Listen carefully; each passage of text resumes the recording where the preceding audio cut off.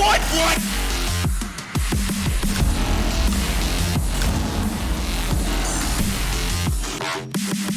I'm so good!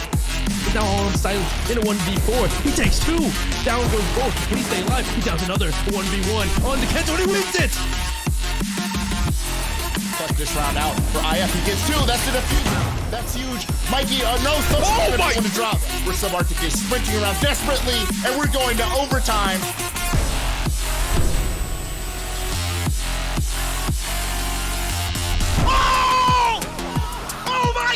Ashen! It's high noon. There's the 1v2 and 5-1-1/2 for Surf.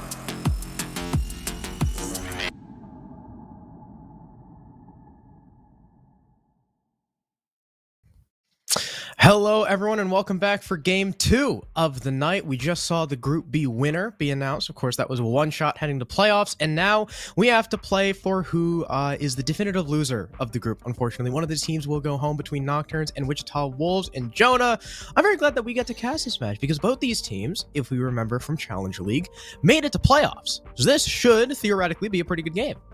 Theoretically, both of these teams, though, they are not at the CL form that they were at, several months ago by any means. The Wichita Wolves especially. Not only are we haven't really seen them in that peak condition for quite some time, we also know of a last-minute roster move. Callout is no longer on this team, which now means insteed of just having Reed sub in for Jay, who was absent for a while, now it seems that both Jay and Reed will be playing, and Callout, of course, no longer on the roster. So not only are we faced with the question of when will the Wolves return to form, now it is what is the right roster to get them back to that form, because obviously they are trying to figure out the answer to that question as well, with CL theoretically right around the corner, with Pro-Am right around the corner. This is a team that really wants to get it together because they are running out of time. Yeah, and Callout, of course, is a huge part of that team, being the main IGL and the only player who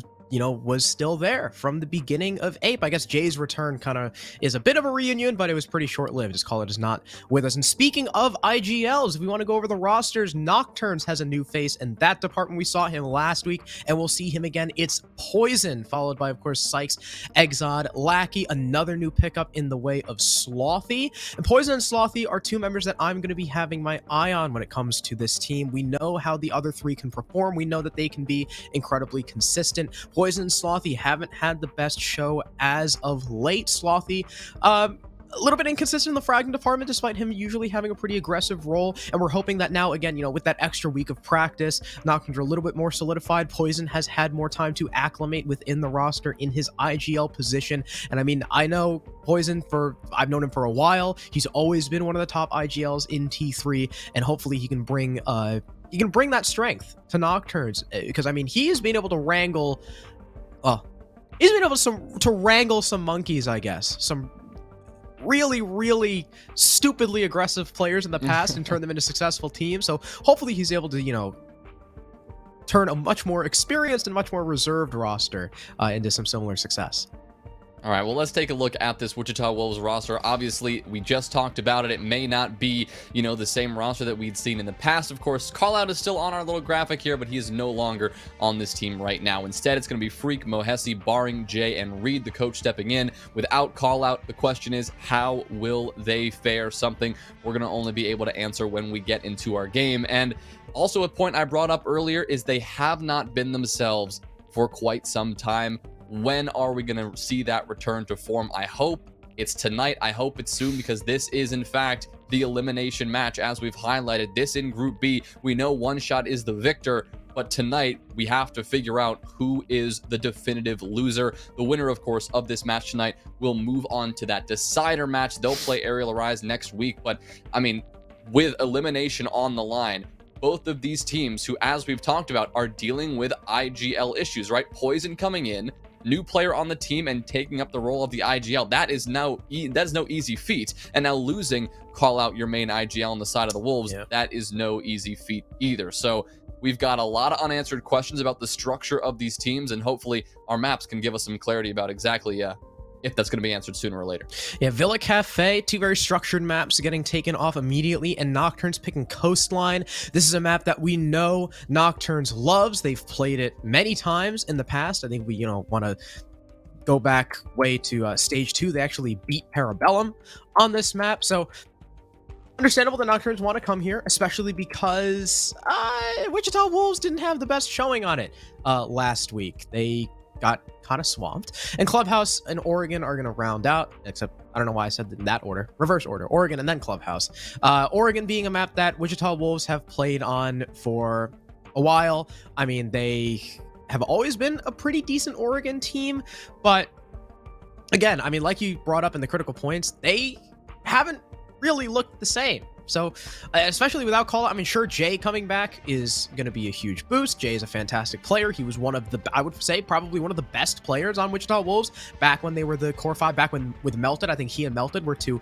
huge standouts. So, with Jay back, I think things are looking a little better. But, I mean, call out going down, I don't know. I mean, my vote was already with Nocturnes, and, I mean, if I could double down on it, I would. I mean, you are the man to listen to here. You got that 91%, pretty clean in the terms of that prediction percentage. I think I'm gonna.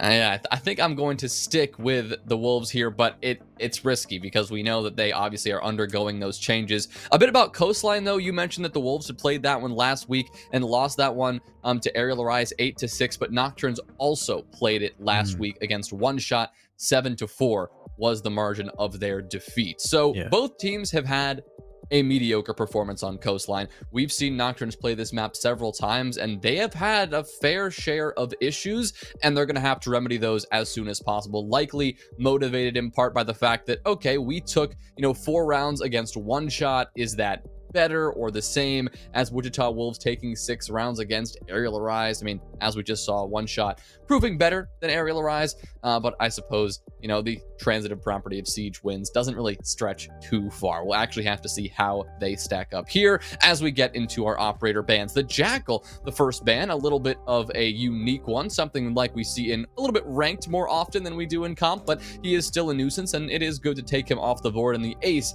is also a little bit surprising, especially for Coastline, where Hard Breach isn't as necessary. Seeing a Hard Breacher gone is not the most typical thing. Especially, too, if you're going to see a Hard Breacher on this map, a lot of times it's Hibana. So she's still left up, which I'm sure, if one of these teams were to bring Hard Breach, they're pretty thankful for. And then Valkyrie and Mira, I mean, those are your stock standard defensive bans. Not really odd to see at all. Something else we can talk about, Jonah, too, is the last time these two teams played each other. Fun fact, they were in the same group in the last stage of SCS. And the last time they played was in the elimination match for Group D, where Wichita Wolves won 2-1 against Nocturnes. And of course, both teams had very different looks, but I think it's still important to reference that, Nocturnes did win Coastline in that game, and Wichita Wolves did win Oregon. Although Villa was the third map, so I don't know about Club just yet. But it's going to be kitchen service for Nocturnes first and foremost, and they are going to, of course, be roaming. They've got not only a Thunderbird to allow those roamers to get back to site and get healed up. They also got Mozzie for drone denial, and I am very curious to see how Sykes will play on the Oryx. We know he can hit those content creator clips sometimes. Now that he's got that extra maneuverability, imagine he might be pretty tough for Wichita Wolves to pin down. Yeah, seeing Oryx, I mean, is always a little bit surprising, but here on Coastline, it is one of those few maps that it is permitted to run the Oryx now and again. Obviously, you've got that T5, a formidable weapon, and the ability to just go for some pretty creative roams, some pretty creative flanks is always something that fraggers especially love to utilize as much as they can. In addition, we can see the Thunderbird coming out from Exod here, which is always something I like to highlight. Personally, I'm a big fan of seeing the Thunderbird in play. I mean, she brings a nitro cell, so her secondary utility is fantastic, but that primary gadget, I mean, there is a lot of value to that as well, especially for someone like Sykes who might be roaming around the map and taking early gunfights. Those Kona stations are the perfect solace, the perfect saving grace for Sykes. If he takes early damage, he can go back to site, you can heal back up, and just like that, you've got a full 5-man stack on the site, just waiting for the attackers to pour on in. But as we are, 30 seconds underway here, we don't see any early skirmishes just yet, as the Wolves are wary of just walking into the building. They are going to work their way up on the roof and enter through this top floor, opting for map control rather than gunfights early on. And there are 3 players on Nocturnes upstairs. The Thunderbird of Exod nearly catches that repelled player. I think that was Jay on the white window. He should be counting his lucky stars as his head did not get popped right there. Meanwhile, we have the Malusi over towards Hookah. That's Slothy playing by Vase, and the Oryx, who was by the pool double window. He nearly took an engagement against the Buck in the window, but he has since darted back and created himself a little rotate in Hookah. As Wichita Wolves, they are currently unabated inside of VIP. Mo is going to take a little bit of damage from below, but he'll be able to shrug that off and continue contesting the vert. And well, it seems like Nocturnes are just going to allow them to do that. There's not really much that they're doing regarding this roam. They're just kind of holding static and hoping that Wichita Wolves eventually try to clear this. Well, they are trying to clear out Sykes. They've pinned him here in Hookah, and now a couple of wide swings are going to come through on this Hookah door. 2 players positioned to take him down. Somebody trying to support. That's Slothy from Cool Vibe Stairs, but that fails. Sykes also falls soon after. Lackey, who initially tempted a run up those Cool Vibe Stairs, will now back off and head towards Sunrise, but a dangerous prospect because he could very well be stuck in that corner. Here comes Exod, though, walking through lobby and getting 2 kills, taking down Mo and taking down Jay, who was just not looking the right direction at all. And so even though the Wolves started out with a pretty efficient and rather successful top floor clear, just like that, were equalized. Well, there goes the advantage, but Reed will claim it once again, peeking through those floor holes. A little bit of odd positioning there from Exod to place himself directly under the opening. Lackey is still inside of Sunrise, though, and it seems like the Wichita Wolves have a pretty good idea of it, and of course they will now as he fires some shots through. He and Freak not trading blows just yet as the sledge backs off, maybe waiting for his team to aggress onto the site and make sure poison is done and dusted, but there goes Lackey the roamer. Now it's Justice Maestro trapped by the corner, by the rotate, and Reed pushing through service will finish it off, getting the kill upstairs and then rotating down to find the finisher. And after a pretty unsuccessful roam, Nocturnes will drop the first round. It didn't feel as much like, a traditional roam as it did a more passive extension, right? And it's a classic thing on Coastline, and honestly most maps, but especially like the coastlines and the chalets of the world, is that finding the balance between going for or like some sort of roam, some sort of aggressive play, and just playing more passive and just extending to a certain position off the site. Nocturnes tried to do a little bit of both there. We saw how they may have initially tried to maintain as much map control as they could. Once they felt the Wolves' pressure, they started to back on off, but that's when they got themselves into trouble. Instead of going all the way back to the site, they backed themselves into a corner on several different occasions.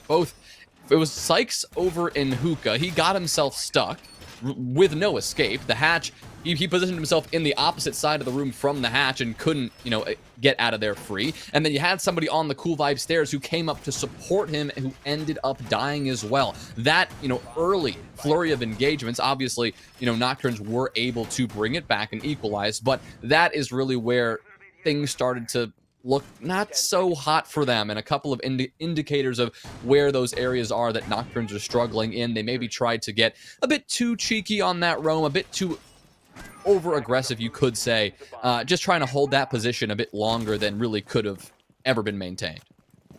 Yeah, especially not getting active on the roam either. That's a change that I would like to see later into these Nocturnes defenses, really challenging the attack, because normally when you see a roam on kitchen service, you are preventing the attack from completely working vert into their favor, and well, Nocturnes didn't do that at all, and you saw how it punished them later into that round. Now Wichita Wolves once again fast into the building. They've already got pings on this dude in theater. I believe that's Sykes. He's going to take a lot of damage thanks to Free continuing the challenge as the sledge gets healed up. So the damage that the Oryx had traded back now nullified, looking to land the headshot. He'll unfortunately only tag the shoulder. Now he is wasting a bit of time, but it's really not a lot. Only 45 seconds on the clock. He'll watch one cross but be unable to land it. But here's Exod, Lackey, and Slothy all getting a pick each. So what was the death of the Oryx has now come as a 1-for-3 trade in the first minute. A mirror image of that last round, but this time the Wolves got a bit too tunnel visioned And so, the extra support that Nocturnes provided worked this time, and it worked beautifully. That was a C4 kill, and then just 2 beautiful shots on the side of Nocturnes, and that is, 3 easy kills that they were able to find. And like you said, so early in the round, it looked like that Sykes was basically throwing his life away, but what he actually ended up doing was providing enough of a distraction for the rest of Nocturnes to step up. Wolves didn't deal with Sykes quick enough, or at least they weren't paying enough attention to other locations that defenders could be swinging from, and well, that's the case for Barring as well. He finds himself alone on Cool Vibe stairs, no teammate support. Reed is all the way outside on the hookah staircase right now and needs to work his way into the building eventually. Good nade there, and that'll get 1 kill back, but it is still a 1v3 staring at a deployable shield. No more frag grenades, no more explosive utility to deal with that shield. Only just an LMG and a dream, and unfortunately it is not going to work for him. Poison, the one with the final blow there, but it was a much cleaner Nocturnes round. The Wolves definitely struggling to clear the roam. Yeah, and I mean, right? We were talking about how Nocturnes were too passive in hookah billiards. We wanted to see them get more active on the roam. That is what I said verbatim. And they did just that. I mean, not only was Sykes in a position to directly challenge the entry from Wichita Wolves instead of waiting all the way back across the map. Well, I mean, he couldn't really do that because that was the site. He was far forward in theater, actually watching Freak drop into bathroom, no less. And while he died, 3 kills came out of it. Nocturnes pushing back, getting kills by VIP, a C4 from underneath, knowing that those attackers were going to have to push up to kill Sykes. Very well played by Nocturnes. I love the adjustment. And now we're tied up. Unfortunately, though, we're not going to be able to see Kitchen again. I would love to see Kitchen with a Nocturnes roam like that this time, but we're going to have to go to double bar first. Yeah, heading downstairs to the tertiary objective here. Not seeing Penthouse and Theater yet, which is always a little bit disappointing. Love to see that site come out, but it does appear that Nocturnes are a little bit wary of heading to maybe more unfamiliar territory for them. We have seen, that bomb site come out a lot more frequently. In some cases, we've been seeing defensive teams, go through the full rotation, hitting every single site on their way to victory or otherwise, just trying as many things as possible because, hey, that other site has become viable. But electing to go to Blue and Sunrise here, Nocturnes likely will be putting a lot of focus into a bit of this roam. Ooh. Here comes Lackey going for the spawn peak, and that is a very good shot onto the head of Barring, and that is a hell of a way to start. You've already taken Barring off the board. The Zofia is gone already. Of course, there is a ton of explosive utility, even without the Zofia. You've got the Sledge and those nades. You've got the Yana and the Finka, all the nades that they're bringing, and you've got the Rotero drones from the Flores. So at the end of the day, the utility is not a big of a deal, but it is simply an early pick that Wichita Wolves will now have to find their way back from. And I gotta say, that's on Barring, man. I mean, throughout all the years of casting and watching SCS, Challenger League, and NAL, I cannot tell you the last time, I can't remember the last time that spawn peak worked. That is such an old spawn peak that whenever you spawn ruins, you either wait for 5 seconds or you are trained on that balcony. Or you just don't go that way. That's the most popular. You just don't go that way. So that is on Barring for not watching for that spawn peak that is as old as this map. And his team's going to suffer for it. That's also a secondary soft breach. Now, off the table, if Freak goes down early, you have really no recourse except for, I guess, maybe Flores drones if you want to dedicate those to Vert. Poison's going to push up Cool Vibes aggressively, not find any damage. In fact, take some damage as he falls back. But he does at least waste a nade from Mo. In fact, Freak's nades are gone as well. You've got 3, so still a fair amount of explosives, but as I say that, that vertical play that I was just talking about will fall at the hands of Slothy. In fact, he was... Did I see that death marker right? Freak was in the site. He was like right on the door. Yeah, with no help. I mean, that's a Freak play. Sometimes it works, sometimes it doesn't. And now his, you can see his team is scrambling to find anything through the floor, and is simply just going to have to push. It looks just through Mud Room, I think is the play. The Wolves did look relatively composed in round one, and I was like, oh, you know what? My prediction may be looking good. But since then, I mean, just in the following 2 rounds, that composure has seemingly gone out the window. We're seeing a lot of individual play, a lot of individual gunfights, and a lot of individual mistakes as a result, without the team, immediately behind each other to back them up and provide, a bit of recourse if they do end up losing a gunfight. It has gotten a little bit messy, but at least they got 1 kill back onto Lackey, and they already have, basic control of this site. The one issue, though, it's going to be this yokai drone just darting up on the ceiling, likely to deny this plant if it gets off, and there it is. Reed now forced to get off the plant while another kill is found. Mohesi picks up 1. Sykes trades, but Jay is right behind. Poison will get recovered, turning this one into a 2v2, but Jay on the coverage may have just won this. Whoa. There it is. Reed pops up to finish it off, and the Wolves, just as I critique their team play, they bunch up, they play really well together, and they take the round. Okay. I was not expecting that. NOKTURNS had 2 freebies on probably the 2 most important operators they could have asked for. Wichita Wolves could do nothing with the vertical. You saw them kind of scrambling with pre-made holds and just shooting the floorboards, hoping for something to happen. They were unsuccessful. They just had to rotate down the mudroom. But it seemed like NOKTURNS, despite knowing that, didn't play off their utility all that well. I mean, you had 2 people sitting on top of each other in mudroom. And once, I think that was, I can't remember. Was that Mo, who was the one separated from the 2? Once you knew where he was, you should, I mean, that should have been 1 round. But not only did they not play utility well, they didn't rotate anyone upstairs. They didn't retake upstairs. They just funneled like into the double door through the hallway, and Reed got what, like 2 picks on the cover. That was a beautiful start to the round, and one of the worst attempts at a closeout I've seen on this bomb site. And I mean, NOKTURNS are going to try it again. Yeah, they've got a Thunderbird now. I mean, that's an extra C4. That was just terrible. I don't even know what else to say.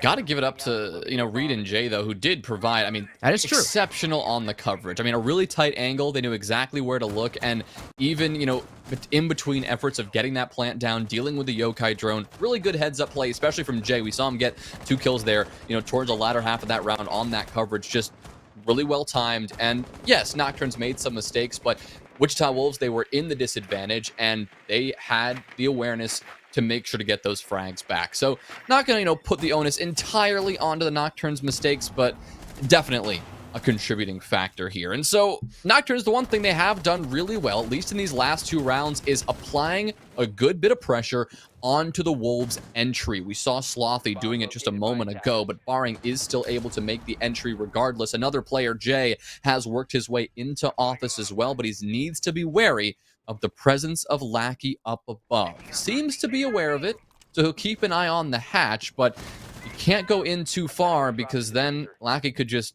spring into action and take him down from above. He has used the C4 already, though, in an effort to make a bit of that vertical hole, and so he'll fall back, not willing to contest that any further. Instead, repositioning at the bottom of the Cool Vibe stairs. So unlike last round, the Wolves have been able to enter the building relatively for free here. It is taking a good bit of time, but wait a minute. Poison is upstairs as the Maestro, and he gets fried. Lackey misses a quick headshot there, but still has another chance, but Barring, he's going to collapse on the site and take down Exod. Long angle from Lackey, that fails. Freak's going to win that every time, simply with an AR in hand. Slothy in the middle of Sunrise in a do-or-die position, and, well, it's going to be die. Sykes, the last player standing, will respond, taking down Freak, but now it is a 1v4. The Wolves took complete control of the site, and yes, the bomb's going down. Sykes doesn't know where it's happening. He can't apply the pressure from above, so he's got to step up on the site, or this round is all but over. Sykes on low HP as well. The Wolves just positioning in this post plant. It is not looking good. He'll find one, but at this point, it does seem futile. He'll drop down into courtyard. Mo will spot his back, and he will take him down accordingly. A clean round for the Wolves. And an even worse defense there from NOKTURNS. Wichita Wolves seem to just have every single angle covered. That seemed like the theme of that round. I mean, first of all, Poison is upstairs as Maestro alone, kind of wandering around from vase into billiards. I don't know why he didn't fall back earlier with his teammate, but he didn't, and Reed got a freebie. Then as Wichita Wolves started to collapse on the site, they have upstairs. They've got people covering from mud. They've got Mo watching a long angle all the way down. I believe that was the kitchen hall. And everywhere Nocturnes tried to go, there was a Wichita Wolves gun staring at it. And that's really just, that is all the round came down to. Nocturnes had no room to move. Beautiful control there from the attack. And Nocturnes now suffer a 2-round deficit. They're going to go back to Hookah, which they're going to hope. They're going to hope and pray that this works, because it is the only site that they've won so far. Yeah, shocking to see such a turn of events so quickly. It felt like, you know, in that third round, the one that Nocturnes were winning, you know, at the midpoint and even towards the end point of the round, it really seemed that Nocturnes were in control. But, I mean, since the Wolves were able to kind of snatch that round right out of Nocturnes' fingers, I mean, we now see a 3-1 split the complete other way than I think I was expecting just 2 rounds in to this map, Harrison. So it is interesting to see how this has developed, but now we need to see how Nocturnes respond. I mean, this is a site that they were able to win last time. The Wolves, I mean, this was probably their most disjointed and kind of chaotic approach to the map. Right now, they, again, haven't lost anybody on the entry. In fact, they will win the entry duel, as Slothy, I do believe, wanted to challenge the player in lobby, and he will get punished for it. Jay will follow that one up onto Exod, and what is happening right now, Nocturnes? You've now lost 2 players right away. Only 30 seconds in, you do get one back here onto Jay, but a surprising flurry of early engagements. Nocturnes, it feels oddly desperate the way they are just trying to hunt for these frags. I barely even know where those kills happened. It looks like Nocturnes are just feeding. I mean, maybe it was the roam and the downstairs presence that they had set up initially back when Wichita Wolves were clearing Sykes and Theater. Wichita Wolves adjusted properly and found those roamers. Maybe that could be it. But otherwise, Nocturnes are not winning too many gunfights. I mean, like you said, they do trade back Jay, which is all well and good, but Wichita Wolves don't have a lot to worry about when it comes to that roam. Now they're going to focus their attention to the site, destroying Banshees. I imagine these Flores drones coming in. Next is going to be the Shield. Up by Vase is the next target, and Poison is just not looking the right way. I'm surprised he didn't hear that drone, and he'll forfeit his shield watching the hookah doorway, something that helped him win out the previous attempt of this site. Meanwhile, you've got Reed and Barring on a 2-man pinch on the other side, so you've got a 2-2 split for Wichita Wolves, and Nocturnes only have 3 bodies to try and cover, all of whom are sectioned off towards Vase. Yeah, one player actually challenging pretty aggressively by that, you know, Vase and by that double door. And so once these players actually push into billiards, that position will no longer be viable. That's exactly what these smokes are for. Not only to delay that push, but to potentially allow this flank to have any sort of success. Sykes is trying to sneak around luggage and is trying to apply pressure from the back here. The question is, does Reed know this? Does the player on the Aqua Repel know this? It does seem that Barring is perfectly aware. No, Reed falls anyway. Poison with the quick follow-up onto Freak, another toxic babe to follow, and this has quickly turned around because no longer does Barring have the support he needs to shut down a potential flank. Now, worried about that, he's actually going to clear his way up towards 90. Now, Poison will fall at the hands of Mohes here, so that is something, and Barring could potentially catch Sykes off guard, but who has, you know, since relocated actually into VIP, trained on that 90 double door. The one bullet will miss, but several more now exchange as Barring goes for the swing and can't quite win the fight. 10 seconds left and the Wolves are out of time. Lackey gets one, but gets down for his troubles. Mo on 1 HP, caught in the Banshee. Sykes knows all he has to do is sit back and go for the what? Are you kidding me? That's a great shot with the pistol and a shocking way to win the round. I have no idea how that just happened. The clock read 000, and that was a pistol 1-tap through a couch. Did you see that? Even Lackey was impressed. Okay. I don't even know what just happened. Nocturnes, you are giving me a headache right now. Okay, so first of all, I mean, to start off that round, Nocturnes fed picks. Sure, they lose 2. Whatever. They trade 1 back. Then Wichita Wolves goes for a 2-2 split, and it seems like at the start, that's not the right decision, because 1 gets cut down Hookador, and 1 gets cut down in Billiards. And because those other 2 players, the guy on Hookah Balk and the guy on Aqua Repel, are playing 2 passive, there's no trade. Then there's a reposition, right? Mo goes downstairs. He catches Poison by surprise. That's all well and good. Barring is coming up. He's pushing 90. Nocturnes were positioned very well in that 2v2. I mean, you couldn't have asked for better positioning. They get the 2-on-1 on that zone. And I feel like that was the mistake.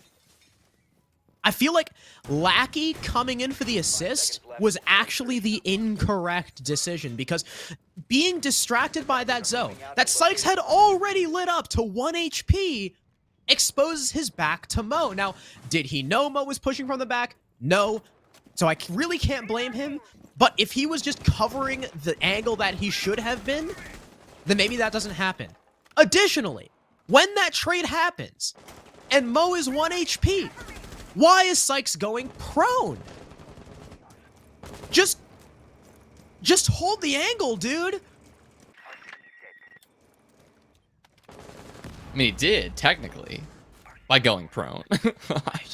I mean, to be fair. In that situation, you hear Mo in the Banshee. You hear him shoot the Banshee. He is in such close proximity. He's going to hear you prone. That's fair. That's fair. It just felt like a situation where there's just no way that Sykes can expect that kind of shot to come out. I mean, I'm so angry. Hey, it happened. The Wolves are up. They're clearly feeling confident, and they're just going to push on into Sunrise because of it. They'll lose Jay, but they will gain a kill onto Exod. So the Buck, the player off the board here, I'd say that is the best player to lose right now if you're the Wolves. Taking down the Jaeger, though, who's already put down his utility.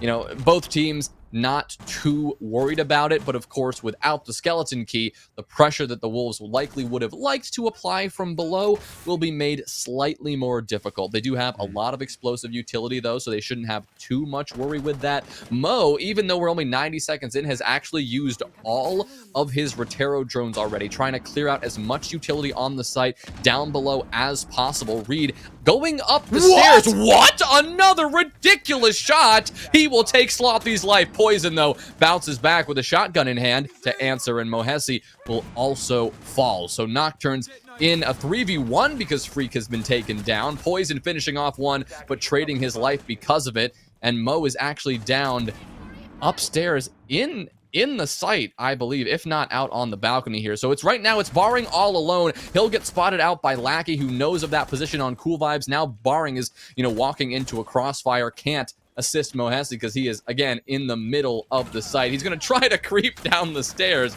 but he'll get shot on the way. Now Barring has to contest 2 players. He'll try to single out the 1v1 against Sykes, but Sykes is going to win that gunfight. So at the very least, Nocturnes will take 2 defensive rounds. Thank God. Man, I was praying. I was praying at the end of the round. I'm like, don't peek. Don't peek. Don't do it. I know I can see Sykes and Exile, or Sykes and Lackey. I know you want to. But they didn't. And Nocturnes held on much better. I like Exod and Sunrise getting that 1-for-1. I mean, that was big because like you said, you lose that upwards vertical that Wichita were trying to go for. It seemed like they just tried to make a mad dash into the site and got traded out expertly by the side of Nocturnes. And sure, Barn was able to get 1, but at the end of that, it was a 1v2. And the really frustrating thing here is that this should be a 3-3 half, maybe even a 4-2 in the favor of Nocturnes. I think that's even a fair argument. But instead, they trail in the 4-2. And I'm going to hope their mental's not chalked, because we've seen their mental get chalked before in Challenger League, and it's very apparent when it does. Hopefully, they're not completely demoralized. Now, we have a very interesting pick. Not only are Nocturnes bringing out a Nomad, which Wichita Wolves completely had forgone. Forwent? I don't even know. I don't know if that's the correct word. Digging that Wichita Wolves did not bring. 10 seconds to go. excluded from their lineup the entire half, instead of opting for operators like Lion. Nocturnes bring Nomad a little bit more of a hard stop. We've also got Twitch, who, you know, she can sneak in and grab some utility. With her buff, you know, she can catch Goyo shields as well. That could be big because Wichita Wolves are leaning much more into the utility than Nocturnes were. We've also got Osa. And the only times we've seen Osa, it was on this map, and it didn't work out great. She wasn't very useful. You never know. Nocturnes have had some success with more unorthodox picks on the attacking side before. Maybe it's time for that. Right now, you can use, you know, that shield as literally another shield op and just kind of walk into the map. Poison will almost expose himself in doing that, walks into Mo, and doesn't have support from Slothy, who was too far behind. That was a good bit of comedy, and so I want to thank the Nocturnes for making sure that, you know, we had a good bit of fun here tonight. But as far as, is that going to win you a round? Is that going to, you know, stave off elimination? No. Dude. That kind of play is never going to work. There's no way that Nocturne said, nah, we don't need to drone. We got an Osa. There's no way. I don't believe that's what just happened. Because if you drone out that player in office and you see that's a Legion with impact, or who probably has impact. Oh, nice shot by Lucky. But you see that's a Legion who probably has impact, and you're like, yeah, this Osa push is gonna work. You are insane. You might even be a little bit stupid. Poison IGL hits different. I mean, I don't know what to tell you. I have to assume that they just didn't drone that guy out and thought the shield would be sufficient. Now, I imagine Slothy was probably far behind because he was going to go for, like, the pinch maneuver, right? Like, to make sure that Poison's not going to get shot in the back. He's going around the pillar instead. But I'm so sad. Now, Lackey is going to single-handedly bring things back for his team. I mean, he's the saving grace right now. He's the only member who's positive. Sykes is also up. He's 5-5. So, you know, maybe Nocturnes still have a chance, but they've only got a minute to do it. The Wolves have also, you know, thrown away 2 lives by trying to, you know, go for flanks, play aggressive. Obviously, it was Mohesi who went for the big, just run out and try to get a kill. Obviously, those have not worked out for them. And maybe the play from Nocturnes, the Osa cheeky play, it was all designed just to get in the Wolves' heads, and maybe it worked. It got them more aggressive. It got them to die a couple of times here, and, well, now the plant's going down, and the question is, do the Wolves have something to stop it? C4 is well off the mark. Here comes the wide swing from Jay, and he's allowed to get the kill. Diffuser will go down, and Lackey will respond onto Jay accordingly, but now we're in an even 2v2, and the Wolves, they do still have a chance in this round. Sykes outside trying to go for the long angle here, but right now that means that Lackey is isolated. If these 2 players push him together, he could be taken care of here. Barring tries to go for the defuse, but Sykes does play the long angle beautifully. Lackey tries to go for some pistol magic, but cannot get it done. It's now the long angle fight, and Reed is going to have to do his best to win it, or try to find the one angle that Sykes cannot see. You might have found it. Sykes is going to have to check the other side. I think you can see him there, bud. Yeah, okay. He spotted him out, and Nocturnes will take the round. Oh, I almost had a heart attack. All right. Thank you, Sykes. Thank you for having an eagle eye and spotting out very, very quickly that, no, he is not, in fact, on the left side. So, better round from Nocturnes. I mean, the start was terrible. That was just dumb. But the recovery was really good, and I gotta hand it to Lackey. Wichita Wolves got a little bit aggressive, right? They had a 2-man advantage. They were like, you know what? We're gonna try and peek. We know they're pushing Aqua. Let's push some pressure on the balcony, and it ended up really hurting them. And at the end of that round, I mean, we saw that the Wolves were putting so much faith in utility and so much on that aggressive game in that roam downstairs, they didn't have a smoke on site. And that means there's nothing to counter that plant. The C4 went completely wide. Didn't even land in the same area code. And Lackey had the cover. Star of that round was the Sledge player. And then at the end there, Sykes I thought that him going to Ruins was maybe a bit of a misplay, but I understand the thought process. In a 2v2 like that, you don't really have the luxury of being on the big window rappel, watching Diffuser, and watching your run out at the same time when you only have one more man up who's also on low HP. So if Laggy dies there, and Sykes is still on the big window rappel, he loses that round. So at the end of the day, I actually do like the decision from Sykes to go all the way back there. Sure, it almost cost him the round, but again, like I said, having that, that hawk-like vision, able to identify where that guy was at the last dying seconds, big ups to Sykes. And Lackey, still on fire from the last round, is going to find the opening pick on Mo. And there you go.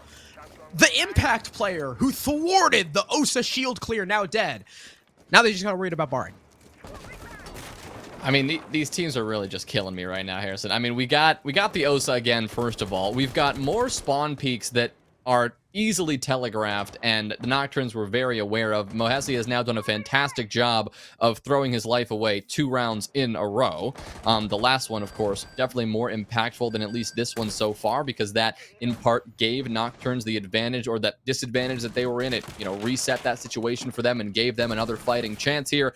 And now the Wolves are the ones on the back foot right off the bat here. Without your Legion, hopefully a couple of those goo mines are down, but really it's just going to have to come down to, can the rest of this defense continue to frag out? Slothy is aware of these roamers and providing the perfect cutoff. Now, barring is really the last roaming hope. You do have Reed on the top floor as well, but he'll rotate down the stairs. And barring, as if on cue, Poison will take him down on the Osa. Just a beautiful operator. Glad to see her in the mix. And just, I guess Poison can't lose. Just like you took whatever happened in the last round, you threw it out the window and said, hey, more Osa, give me more of whatever that was. I want to win a round. And hey, it's working so far. It is a 4v2, now a 3v2, but Jay in a 1v1 here with Poison. This could very well go Jay's way if Poison doesn't have the support from above. The Aruni is luckily getting flushed out of bathroom, and Poison does dip. That was really funny. That was pretty funny, just him dancing around, and Jay can't do anything about it because Jay doesn't have impacts. He's a Rooney, but Lackey does die. Reed retakes upstairs because the other 2 attackers are trying to push the site. Slothy nearly gets caught with a Gone 6 in his hand. He's going to find Jay with a pistol, though, and there's the duo. Poison finally comes in for the assist. Now it's Reed alone, coming down cool vibes. Plant needs to go down. You can tell they don't really know quite where he is. Poison was checking the wrong angle, but luckily Slothy is still holding the door.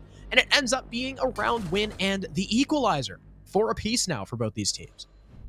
I don't even know what is going on in these teams' minds, but, sometimes you look at the result and you say, hey, it's fine. It worked. More power to you. We're tied up at 4, and the Osa shenanigans aside, that was a strong Nocturnes attack, especially on the entry. The site execute is where things got a little bit iffy because the intel network that they had, established on the map, started to fall apart because that top floor player was allowed to get flanked. But, thankfully for the side of Nocturnes, they ended up executing on the side of, the objective that wasn't, fully open from above. So Reed couldn't just sit up top and help the kitchen player from there in Master. The VIP was still, not fully, destroyed in terms of vertical destruction. He has to rotate back to the site, leaving his teammate alone on the site temporarily. And, Nocturnes smartly saw that as a 2 versus 1 opportunity, took that opportunity, took that gunfight, won that gunfight,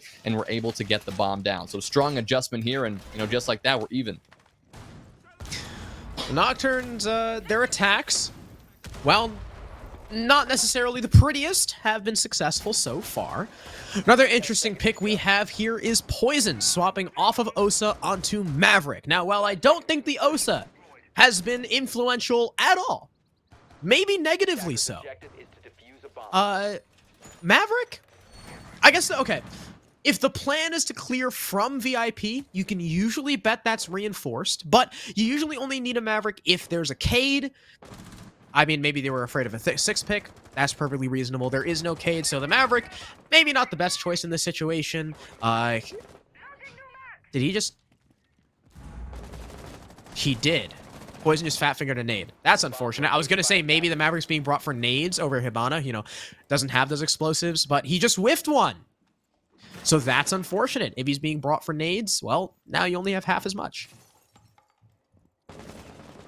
Well, the Wolves are still on the prowl, as you can see. They are hunting for these early picks. They're trying to maintain this map control as long as they can. Exod, as the Nomad, is trying to cut off as many rotations as they can, of course, but hasn't really deployed those air jabs quite yet, hasn't decided, where these defenders are. That's why we saw, him using that drone, trying to figure out where the best position for those air jabs would be. We can already hear that one has gone out, and he is continuing to drone out his team as, the entirety of this Nocturnes attack is focused on this horizontal pressure. We haven't seen any attempt at pushing out those top floor defenders or taking any vertical control on this site that often heavily depends on a good bit of vertical. Instead, their focus is pressuring Blue Bar instead of Sunrise. And to do that, they've got to deal with main lobby to some degree. All those floor holes, it'll just prevent most plants from going down unless you can deal with the two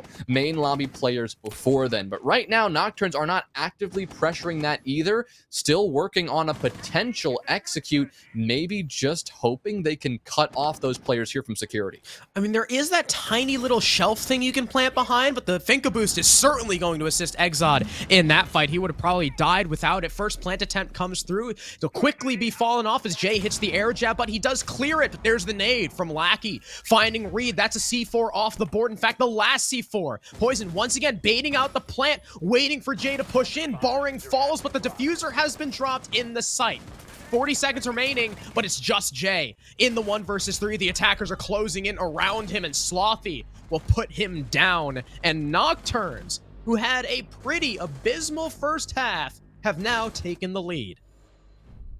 Yeah, quite a turn of events here, and I got to admit, I was a little bit surprised to see, this change so quickly. Nocturnes, I mean, obviously struggling on their defensive side, a, bit of communication issues. Usually, we see those translate to the attacking side as well, Harrison. Not to mention that we've also seen Nocturnes attack this map in the past, and it look very problematic, but it's good to see. I mean, we talked coming into the night about the adjustments that both of these teams are having to make. It is good to see that Nocturnes have successfully made some of those adjustments, and they do look a lot more composed so far on the attack, and they are taking, every single bit of control that the Wolves are allowing them to take. And every time they see the Wolves, make just a slight bit of an error in terms of positioning or in terms of a decision to swing, like we've seen in a couple of rounds prior, they are taking advantage, and it is, working wonders for them. Because of that, the Wolves now taking the time out here, trying to regroup because they have yet to win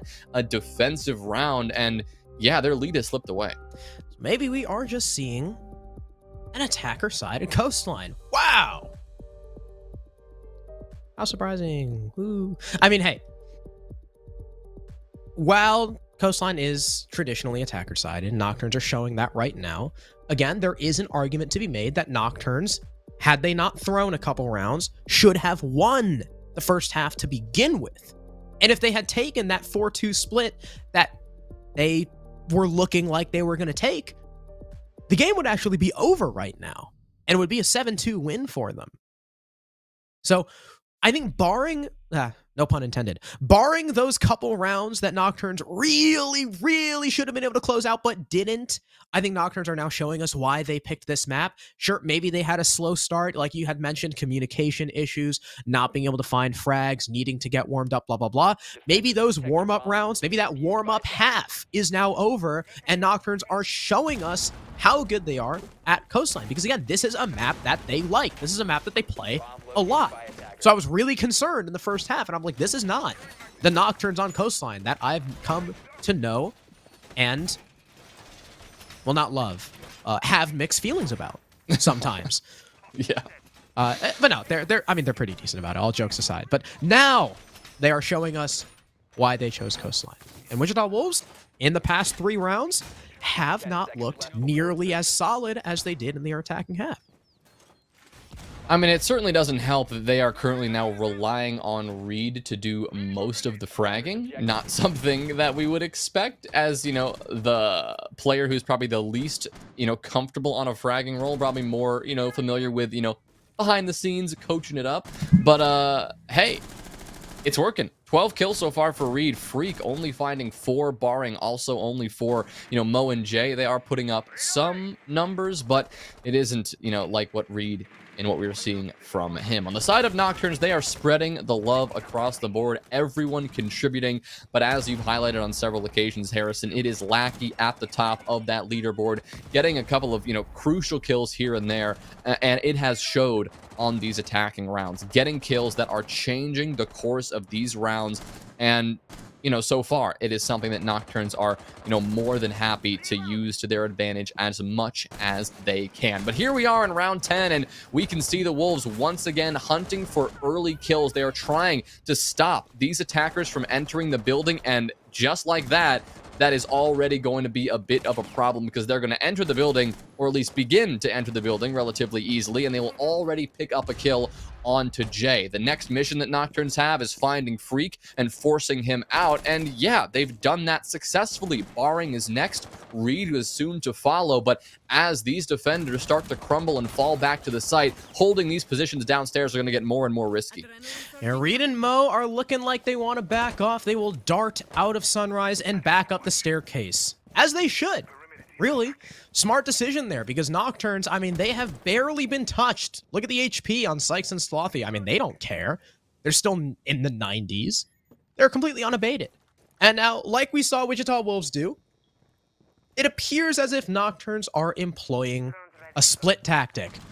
You have 2 towards Hookah, 2 Aqua, except the difference is, they have 5 men rather than 4, so they'll have Lackey downstairs, covering below, making sure that if there's any C4 presence, which, there isn't, it won't be used. Perhaps even finding some nades from below, as he still has both in pocket. All he needs is a little info, a little help from his friends, and he might be able to find 1 or even 2 freebies. But no, he's actually since gone on to the big window rappel to help cover this plant that Poison is going to attempt to get down. Once again, though, there is no smoke on the board, but Freak is going to say, I don't need utility, I've got my gun, and kill the initial planter as he swings out. Slothy, the next to fall. Lackey attempting to find this nade. As he peeks up, though, he's going to take a lot of damage, and Freak will be able to escape, at least for now.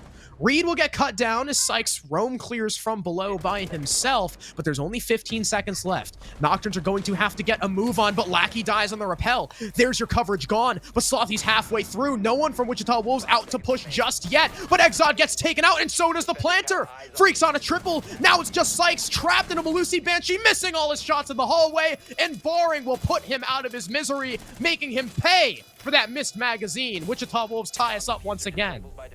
The timeout, it clearly worked. The Wolves, we saw them flip a switch on a couple of different occasions in how they wanted to play that. Yes, they contested the early entry, and yes, they died on that entry as well, allowing Nocturnes to claim the opening pick. It was Jay to fall first, but from that point forward, the Wolves, they backed off and they played a lot more composed. In fact, all of them staying alive until the end, except, there was a death here and there, but playing really well together when that execute actually came through. We saw for a moment 2 players together in hookah going for the double swing out on that hookah balcony. It was Mohes who actually ended up getting that kill onto the repelled player on the double window, but playing really well together in the end, making sure that when that execute came through, they had enough players alive.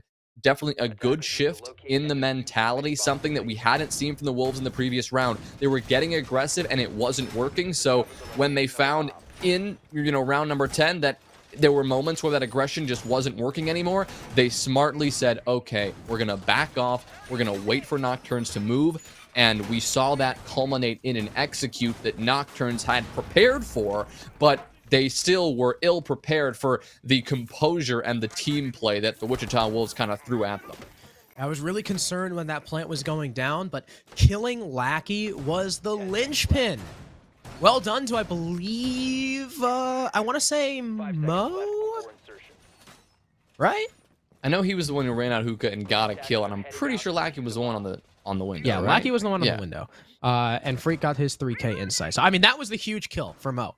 If that kill doesn't happen, Freak doesn't get his 3K, plant goes down, there's more coverage there from Nocturnes. Exod probably doesn't die nearly as fast on the retreat, so big ups to Mo, really opening up that retake for the Wolves. And Nocturnes, though, have their streak has been stunted. You know, it was 4 rounds in a row. It was nice while it lasted, but nose back to the grindstone. They are bringing the Osa once again. Funny how they actually won 2 attacks with the Osa, both of them, even though she really had nothing to do with their success. And I guess Poison is saying, hey, you know what? It's double bar. Let's get back on it. We won this with the Maverick instead of the Osa, so they don't have the hard breach this time. I'm a little bit concerned about that, but, you know, we'll see if they can make up for it with the shields. Yeah, I will say I am a bit concerned about that, because if they take the same approach that they did last time, trying to push through blue bar, they are going to find nothing. They're going to find a complete inability to walk into that room, because their only avenue for approaching that site would just be through the single doorway, which is, again, watchable from all of Sunrise, watchable from all of main lobby, and that is a lot of places to control at once. We could see them, you know, go for more of a Sunrise play, or just trying to take control of this first floor. They'll storm in. Mohes allowed to get 1 and 2, a double kill of ridiculous proportions. He had a Wamai disc in his hand and is able to pocket it, step up, and get the double kill before Nocturnes knew what hit them. Poison will recover and retaliate by taking down Mo, but the damage has already been done. That could be the map point play right there. Wonderful stuff from Mo. He's been having a rough start so far in SCS, hasn't found a lot of success in recent times, but he's showing us why he was picked up for this roster as Freaks duo. Big play right there. I mean, Slothy and Exxon really dropping the ball, especially because that Wamai was caught with a disc in his hand. And Mo still came away with 2 kills. Now, sure, you know, Poison, he does recover a little bit. He still gets that kill. But there's still no hard breach for this attack. Barring is still upstairs, now rotating down Cool Vibes. Nocturnes still don't have a ton of map control, even remotely close to the site. I mean, sure, Office is clear, but how much can you really do with Office when that wall is reinforced? I mean, sure, one wall is soft, but that's not the wall you need.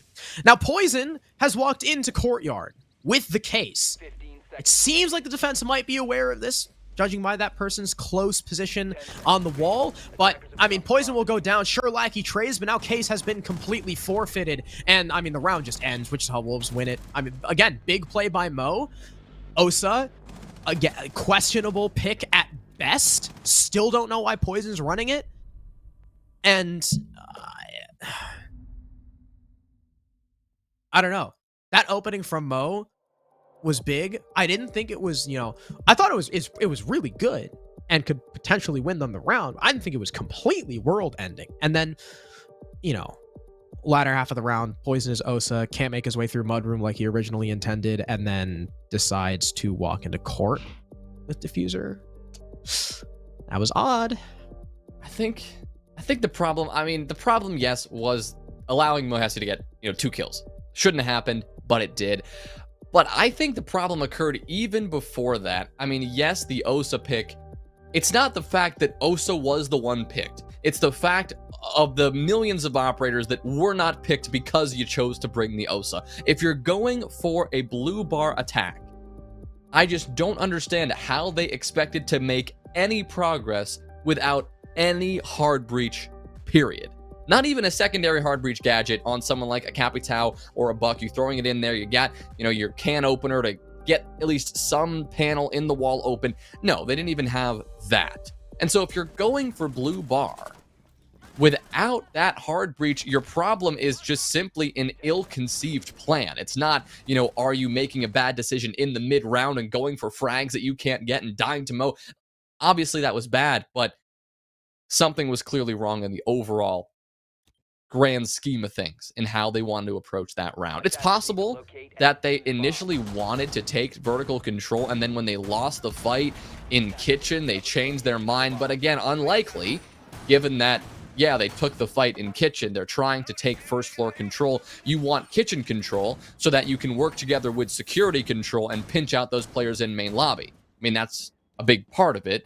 And again, that would be important if you're going for blue bar. So just failing to really understand the macro perspective that Nocturnes were trying to take, but the round's over and Nocturnes have lost their advantage. More so than that, the Wichita Wolves are now on match point.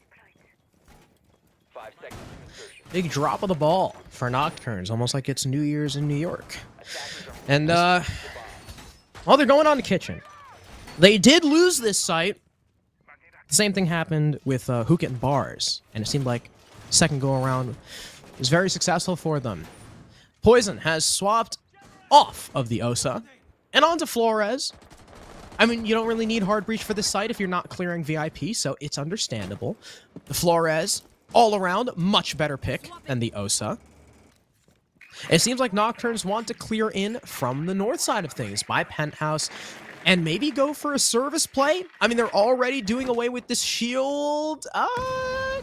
Oh, that was close enough. I actually thought that was going to miss for a sec, but you can see by the marks on the floor, it was just in the explosion radius. So unfortunate for Jay that he'll lose his shield. That's the only one that Nocturnes are employing, so a lot less than they had in the beginning of their defensive half. And maybe that's the play, you know? Maybe leaning to that utility or allowing Nocturnes in. As soon as Wichita Wolves have really started to push back, it's been troubling for Nocturnes. Ooh, Barring on the move here, just skirts past that window and gets past the repelled player. While he does that, Freak will line up 2 kills off screen, and look who's dead. I mean, it is the 2 big players that have gone, you know, had some pretty important plays, but especially Lackey. Losing your sledge on the entry like this is going to be a big problem. You do get 2 kills back. It'll be Poison onto Reed and Slothy onto Mo. So the Wamai and the Jaeger are taken off the board here. But a Nitro Cell in Freak's pocket, still a factor in this round. And the 3 toxic smokes from Jay. In terms of plant denial, the Wolves still have a lot to work with. The utility on the side of Nocturnes, there is still a lot left in play. 3 air jabs that haven't been put down. Still some burn and a lot of explosive utility. But as I say that, one of those players with those explosives in the form of those Rotero drones is gone. That's Freak on a triple kill. He cannot be stopped right now, and he is hunting for more. Slothy, delayed by the smoke, will have to wait to push in this kitchen door. And Exod, outside the service door, will also have to grab this diffuser and relocate to join his teammate. The first nade comes in but won't find the mark, so 45 seconds. That's all that Nocturnes have to work with in this 2v3. A lot of time burned having to make the long trek outside service to pick up Case, but Exod decides that through the window is his best play. Placing an air jab behind the bomb chassis, he'll now begin the plant with his teammate covering from the hallway, but couple missed shots on the player swinging through will end up in the death of the planter, and while Slothy has no idea which way to look. An unfortunate end of that round that could have worked out, but in the end of the day, it's Wichita Wolves with the first map, 7-5. Not only is that the first map, that was Nocturne's map pick, one that we know that they're a fan of. Now we move on to Oregon, a long-time Wolves map. Definitely an up and down map for Nocturnes for sure. They started out in a really tough spot, looking not super confident on the defensive side, falling to that 3-1 lead at one point. But you know, when they brought it back, it did seem that they had control of the map. But all of that was, of course, Harrison, until the Wolves took that timeout. Because then they regrouped and they were ready to go. They then took, you know, the next few rounds in a row, and they never looked back. So a 7-5 win on Coastline, definitely something for the Wolves to be proud of, given the way that it started. And yeah, like you said, they can look towards their next map, their own map pick of Oregon, and probably feel a little bit comfortable about avoiding elimination. This is, after all, an elimination game. The loser is done here in SCS Stage 2. Likely the Nocturnes, you know, they're probably sitting back and they probably wish, it's a rough night for them so far. They wish they could snap their fingers and just make it better. I actually, Harrison, I don't know if you know this, I've actually unlocked that ability to just snap my fingers and make it better. I'm going to try that right now. Okay, snap. Oh, look. My nights just got a lot better because I've got a bunch of Mike and Ike's, baby. Mega me up with Mike and Ike's. I know you were wondering where I was going with that. Mike and Ike's sour, Mike and Ike mega mix, 10 different flavors. The delicious, fruity, chewy flavors can help power you up and take your game to that next level. You can power yourself up. You can mega yourself up with a pack of Mike and Ike's. So be sure to check them out. Obviously, we love our sponsor of Mike and Ike. Thank them so much, of course, for sponsoring us here at SCS and NSG. We will be taking a quick break, though. You can, you know, think about snapping your fingers, maybe getting yourself a pack of Mike and Ike's during this short break. We'll be right back. Have to get a grab. aggressive. Breeze looking for it, and Hill got it! Have to push for the kill. Have to kill the Malusi. Transfers on 1-3! What a passion! It's high noon, there's the 1v2, and 5-1 for serve.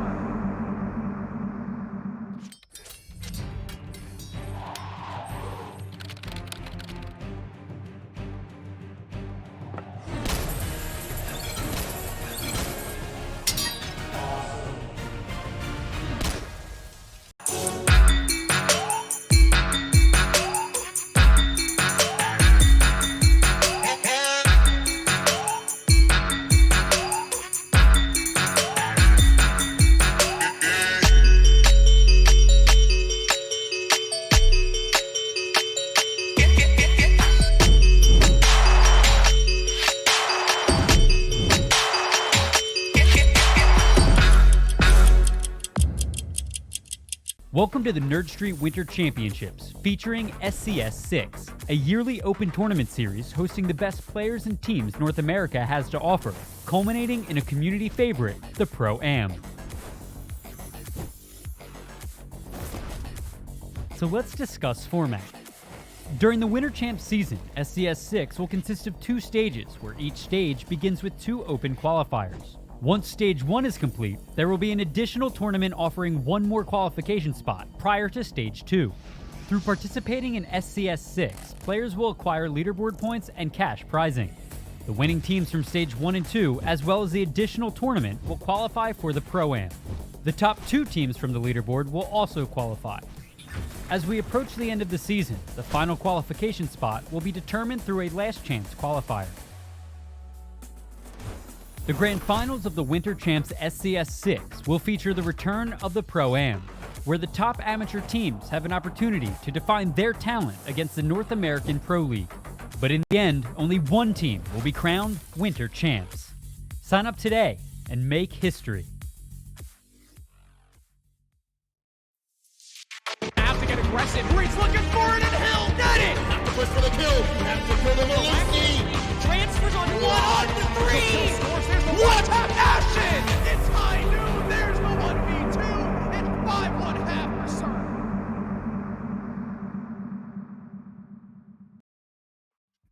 Well, map 1 over and done with. It's the Wichita Wolves on top, taking NOKTURNS' own map pick out of their hands.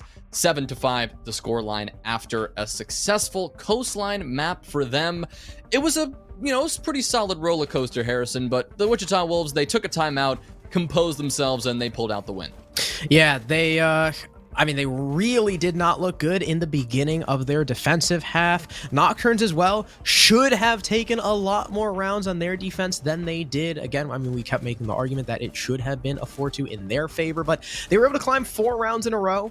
1 on their last defensive round, and then 3 in a row on their attack. But then, like you said, Wichita Wolves took that time out. They stopped playing the utility. They met NOKTURNS with full force, and it seemed like NOKTURNS just couldn't win any more gunfights after that point. They were no longer consistently fragging out. With the exception of Lackey, who I think finished 12-9 as the top frag on his team, no one else was really doing a lot of work. I was pretty disappointed in the latter half performance from people like Slothy, like Sykes, who are towards the bottom of the scoreboard. Poison, surprisingly, the IGL is up there right under Lackey at 10-10, but I gotta hand it to Reed, the sub, coming in and absolutely slaying the competition. 13-8, having a brilliant performance in both halves, and then Freak as well, really lighting up the defense after that timeout. Getting multi-kill after multi-kill on the Malusi. Mo being a huge linchpin and win factor. Single-handedly winning several rounds. There was that double bar round where he got the double kill on the Finka and the Nomad, pushing him from service. That round where that plant would have gone down a lot more smoothly had Mo not run out and killed Lackey on Big Window Rappel. So beautiful stuff from Mo. And it seemed like Wichita Wolves were coming together a lot more consistently than NOKTURNS were. And if you look at the entry again, it is surprising to see on Coastline that, the winner isn't, decided as much by entry than it usually is. Exod was +2 positive on the entry. You saw a lot of entry, from both teams. It was just kind of wishy-washy. They ended up kind of Yeah. being pretty much even. The Wolves, I don't think were on top of the entry by much, if at all. So, I mean, it really goes to show that it came down to those mid-round and late-round gunfights to dictate, who is going to win the round. There were several occasions where we saw the Wolves, struggle in that opening gunfight, losing several players, as a defensive team, sitting back and, losing a player right off the rip, but then they're able to bounce back from that. There was one notable round, I think, maybe around 10 or 11, where we saw Jay get fried right off the bat, but then, they grouped up and the Wolves played the most composed second half of the round that we had seen from them all map. And of course, going into Oregon, some of those elements will of course translate, right? The entry, it's impactful on every map, Oregon especially, but how composed you can play in the late round, looking at, the dorm site, that basement site that can come down to whatever last second push the offensive team kind of throws at you. We could see another Wolves victory unless Nocturnes find a way to stem that, cohesiveness that the Wolves have started to bring out. Yeah, and I'm thinking that maybe Oregon could also be a slightly better go for Nocturnes, considering, I mean, it's a much easier map to IGL than Coastline. It kind of falls more into the fundamentals and more classical IGLing, more into that utility stuff like that. So I'm thinking, when you lose someone as influential as Callout, your main IGL, the main voice of the team throughout really its entire existence, right? You kind of fall back a little bit to your ranked ways. You play a lot more loose, not as tight, and that really lends itself to Coastline. And Nocturnes clearly were caught off guard by that kind of play, but now is the real test. Can Wichita Wolves still play at that level on a map that really needs that level of IGLing? And Poison is probably much more comfortable IGLing a map like Oregon with a new team than a map like Coastline. So, I don't know. I'm kind of on the fence still about this map. Now, while Nocturnes, didn't look good on Coast, I still think this can go either way. Bans have finished, though. It's a Maverick Thatcher, which we don't see every day. It's not completely uncommon, but it's down. That means Cade has to be banned, and because the last defender ban was chosen by Nocturnes to be Mira, that means Valkyrie is left on the board, and when you've got a team as loose as Wichita Wolves without a main IGL, I feel like leaving the Valkyrie up is going to be a much bigger help to them than the Mira.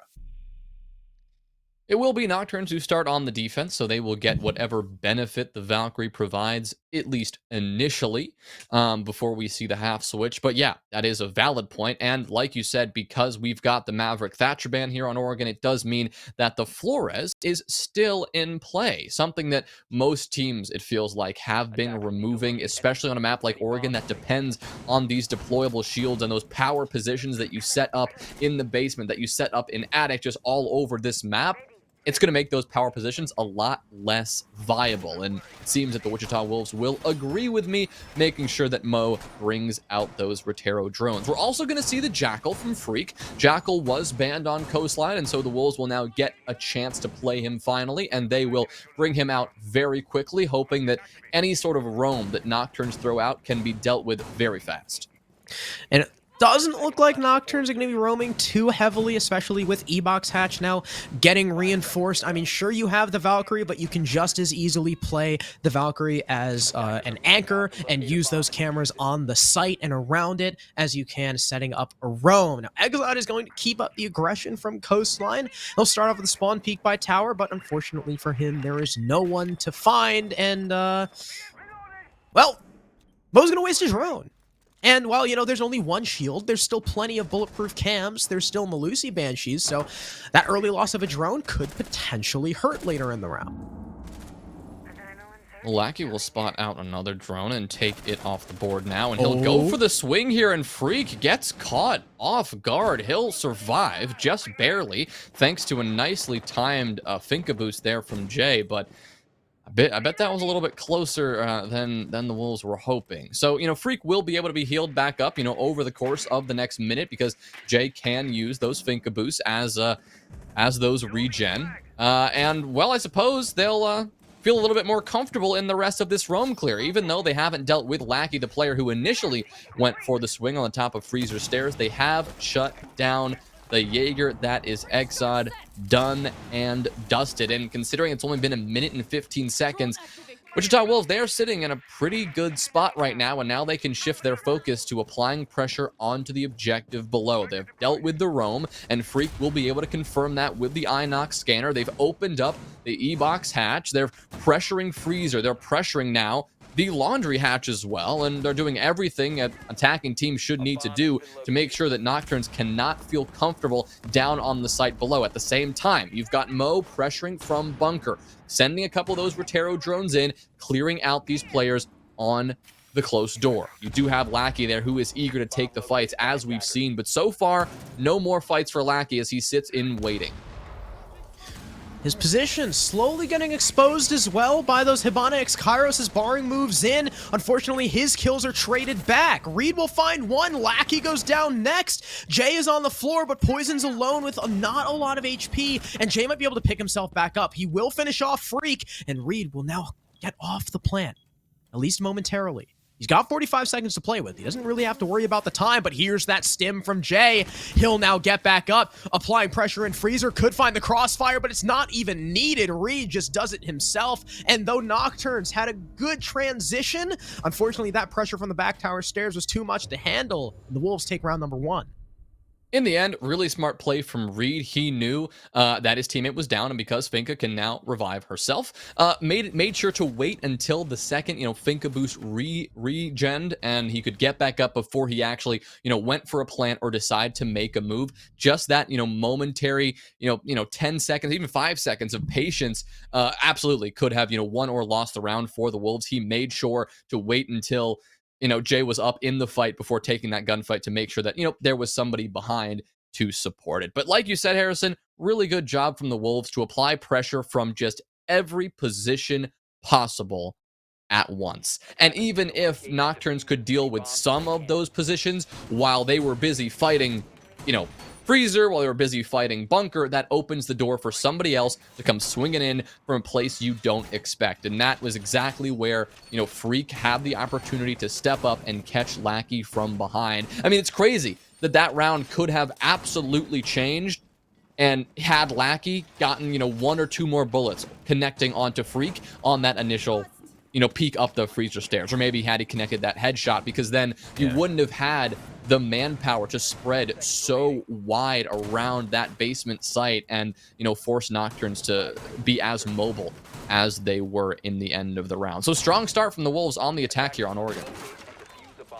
I definitely agree, and Nocturnes are going to try their hand at this site once again.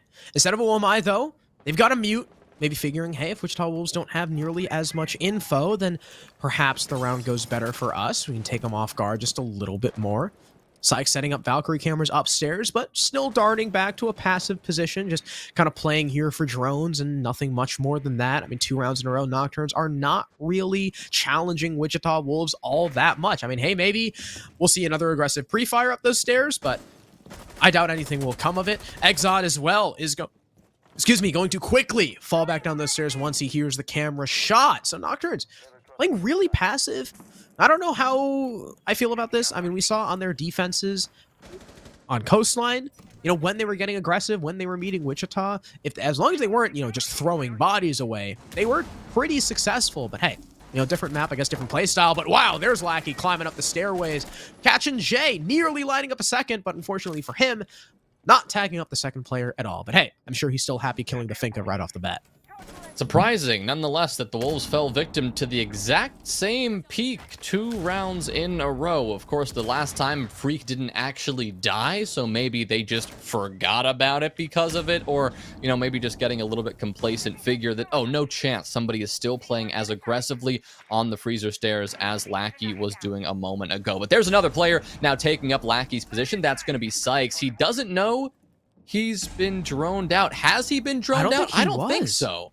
I mean, we saw the drone, go into basically where Sykes is right now, but the fact that Freak just ran to the other side of the map implies that he had no idea what was coming. Either way, the Wolves will recover that. They'll down Slothy, and now they'll just move down the tower stairs as fast as possible. Wow. Freak gets a beautiful double kill, and now he's looking for more. Slothy has been recovered, but Reed is now in a position with 60 seconds still left in this round to get the plant down. Never mind, as I say that, Slothy will, after getting revived, pop up and take his head. So an even 3v3, nearly even in terms of HP as well. Both Freak and Slothy both very low right now, but still a Toxic Babe delaying a little bit of time, a Diffuser to recover, and so here come the smokes. Freak, he'll charge through and just try to find another kill, but he was already low, so it's easy for Slothy. Slothy looking for another, also low HP. He'll fall. Now we're back even to a 2v2. Things will slow down for a moment, but Sykes still wants to speed things up. He'll step up, get one, and Poison will follow right behind. Nocturnes,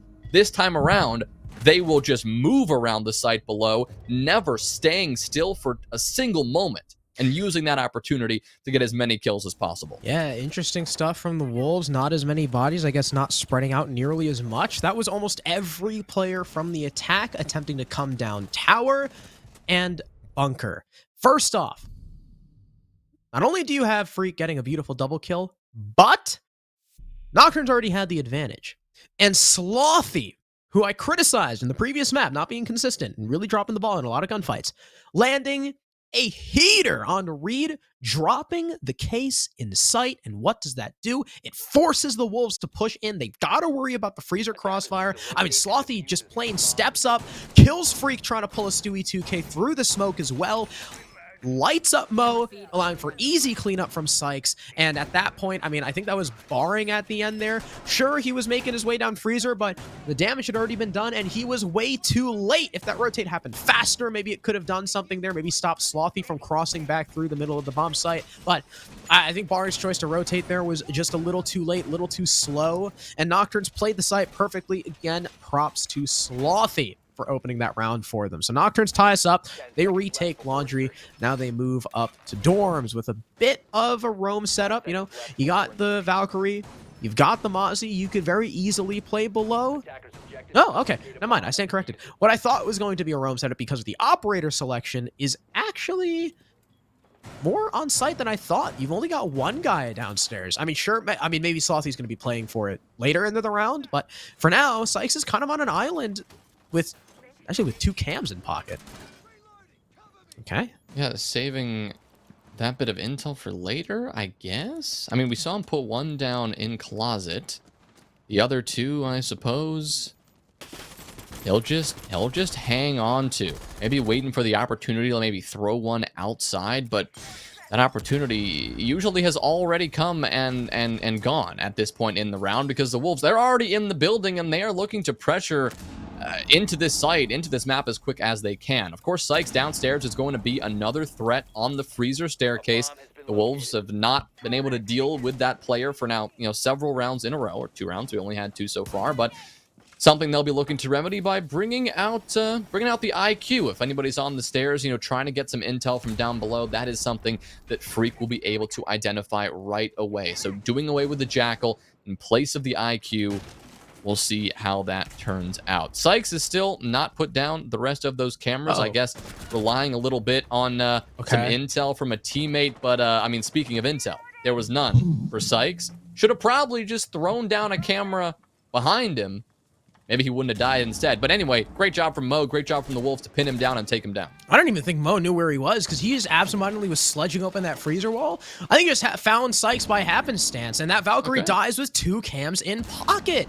I mean, maybe reading into the Valk pick and not one of those cams to get picked off early, but they still do nonetheless. Now, Lackey at least finds a trade on Barring, evening the man count here, but I still got to question that Valkyrie. That intel is going to leave a lot to be desired from that defense, and hopefully it doesn't punish them later in the round. Jay pushing towards Z, gets a little bit lit up, but Mo finds not only the kill on Poison, but a down on Lackey as well. Now Mo attempting to push downstairs. He'll likely come up maybe towards tower, if that wall is soft, but in comes the attack through the big window. Jay kills Slothy, Freak's been down and finished off. Reed not going for the plant just yet is killed by Exod. And both these defenders are holding down kids like it's the Alamo. Such low HP, but Mo's gonna get lit up.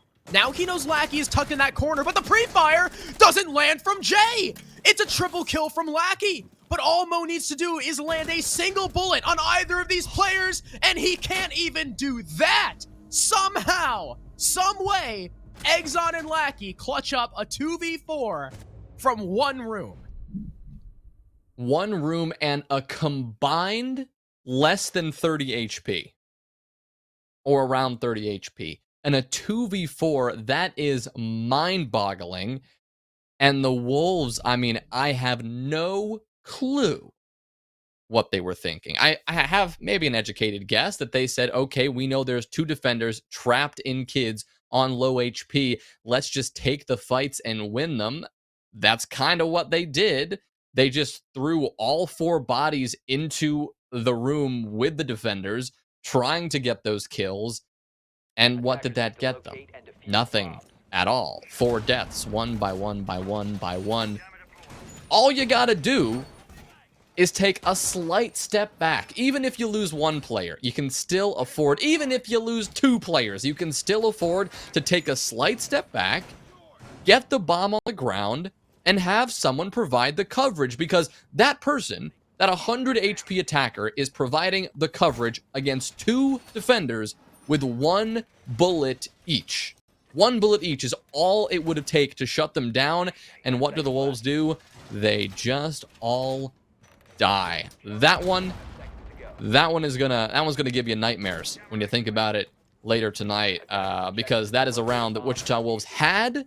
They had won it, and then they had lost it. So NOKTURNS, they will happily take that one and now take the advantage up 2-1.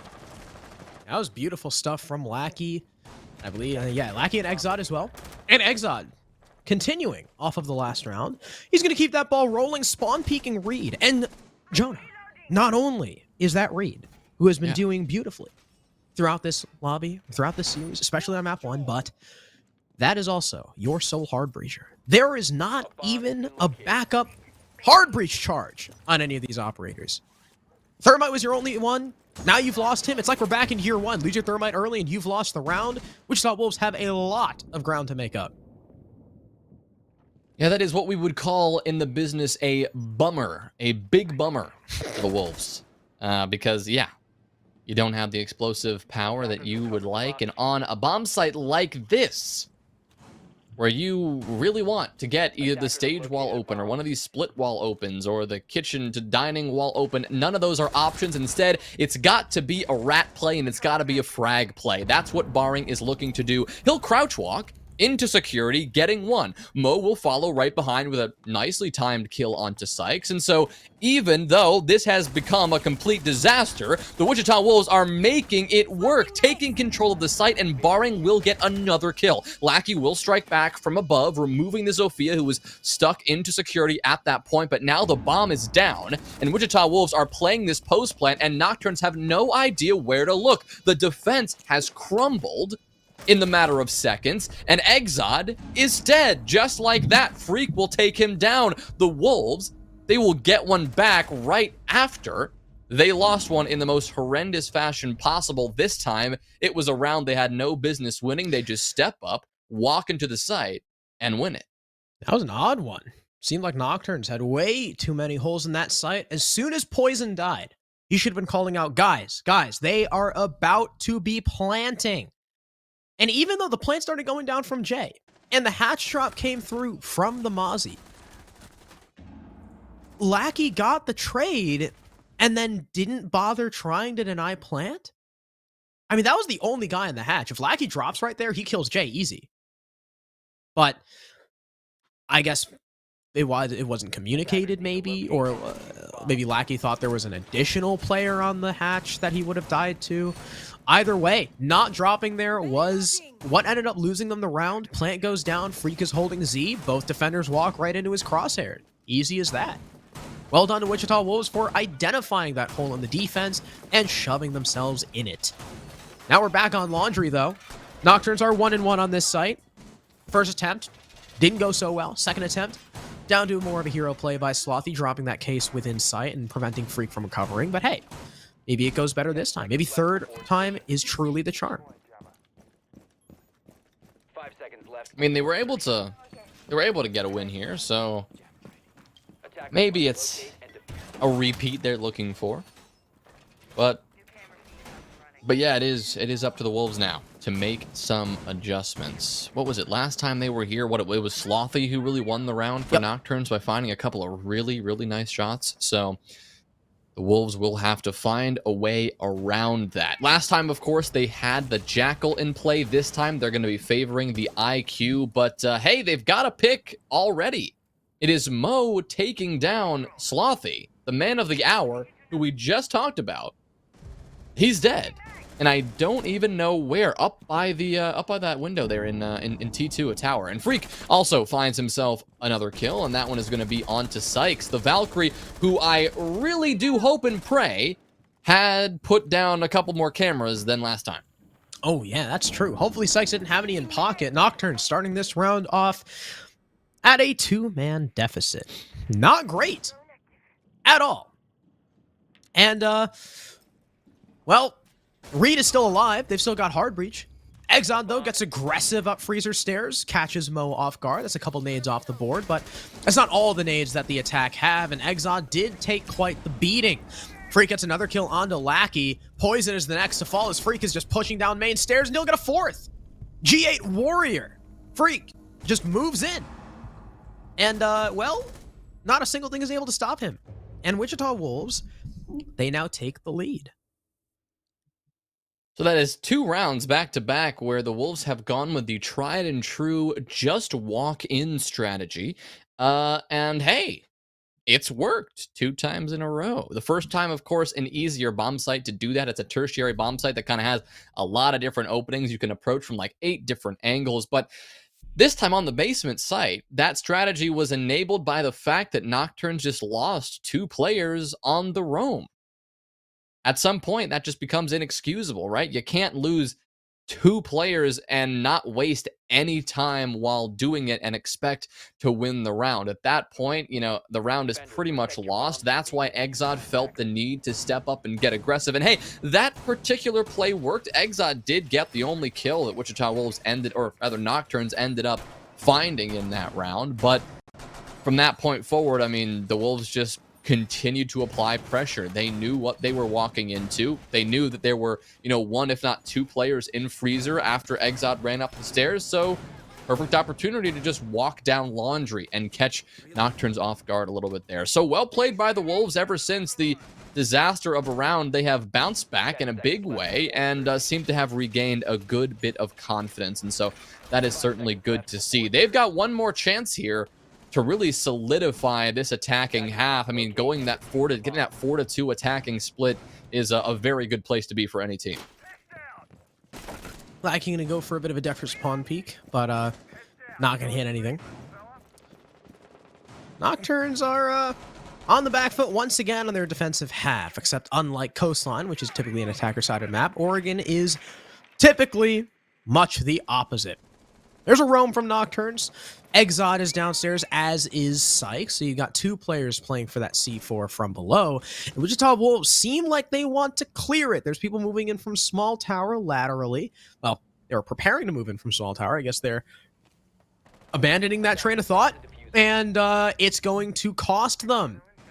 At least, well, actually not really that much. It'll almost cost them. Lackey gets a run out, downs Reed, but is unfortunately traded out by Jay. So what could have been an early aggressive play, knocking out once again the only hard breach, will end up in an opening death for NOKTURNS.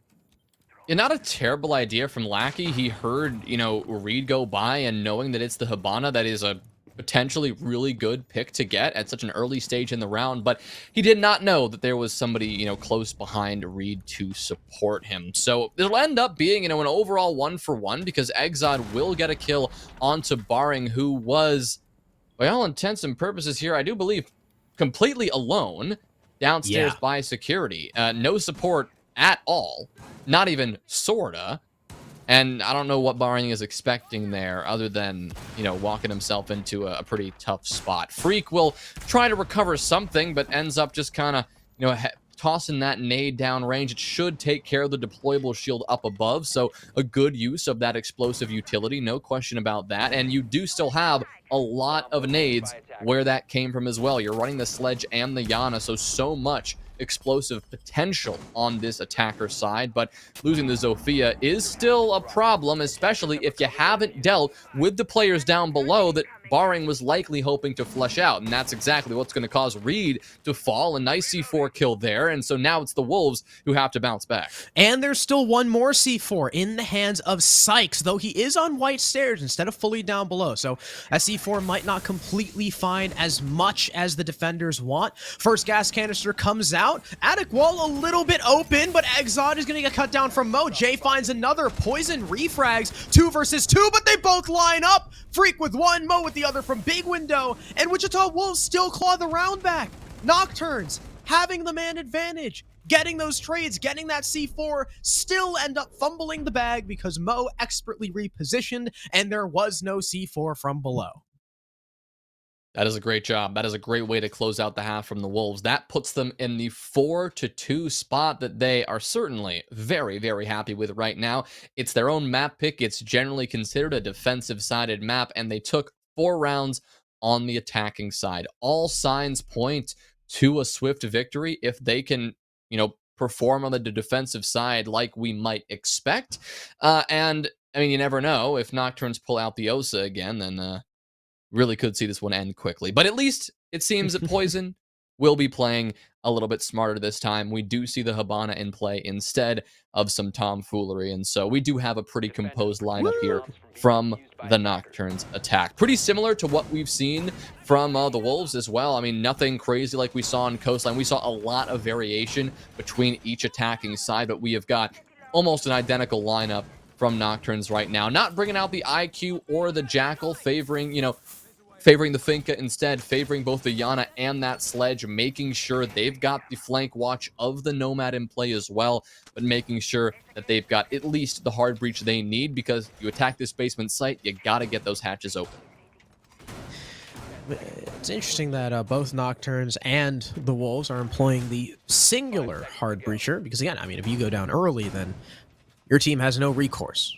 Obviously, that there is not even a smidge of redundancy. But hey, we only had the one round where the hard breach died without using their utility, so I guess it's not too much of a misplay. At least not yet. Not unless Poison proves that he has much less survivability than than Reed does. But we'll have to see. NOKTURNS, they are also employing the triple nade tactic, so all this utility on the site shouldn't be too hard to deal with. And Freak goes down very early. He was having an incredible first attacking half, but it's Lackey to make sure that at least in this first defensive round, he's not going to be able to do much. Yeah, I don't know what Freak was trying to do there. I mean, the pick, was early enough that it seems that Freak was trying to get a bit aggressive. And yeah, that's not going to put the Wolves in the best position right off the bat. Exod on a follow-up here. That one's going to result in the death of Reed, who was, I guess, just rotating around the green hall, maybe going for the wide swing on Exod's position. Some poorly timed and miscalculated aggression here from the Wolves so far. That's what's characterizing this first defensive round. And okay, Mo will get something back, taking down Lackey, so it's certainly not over just yet.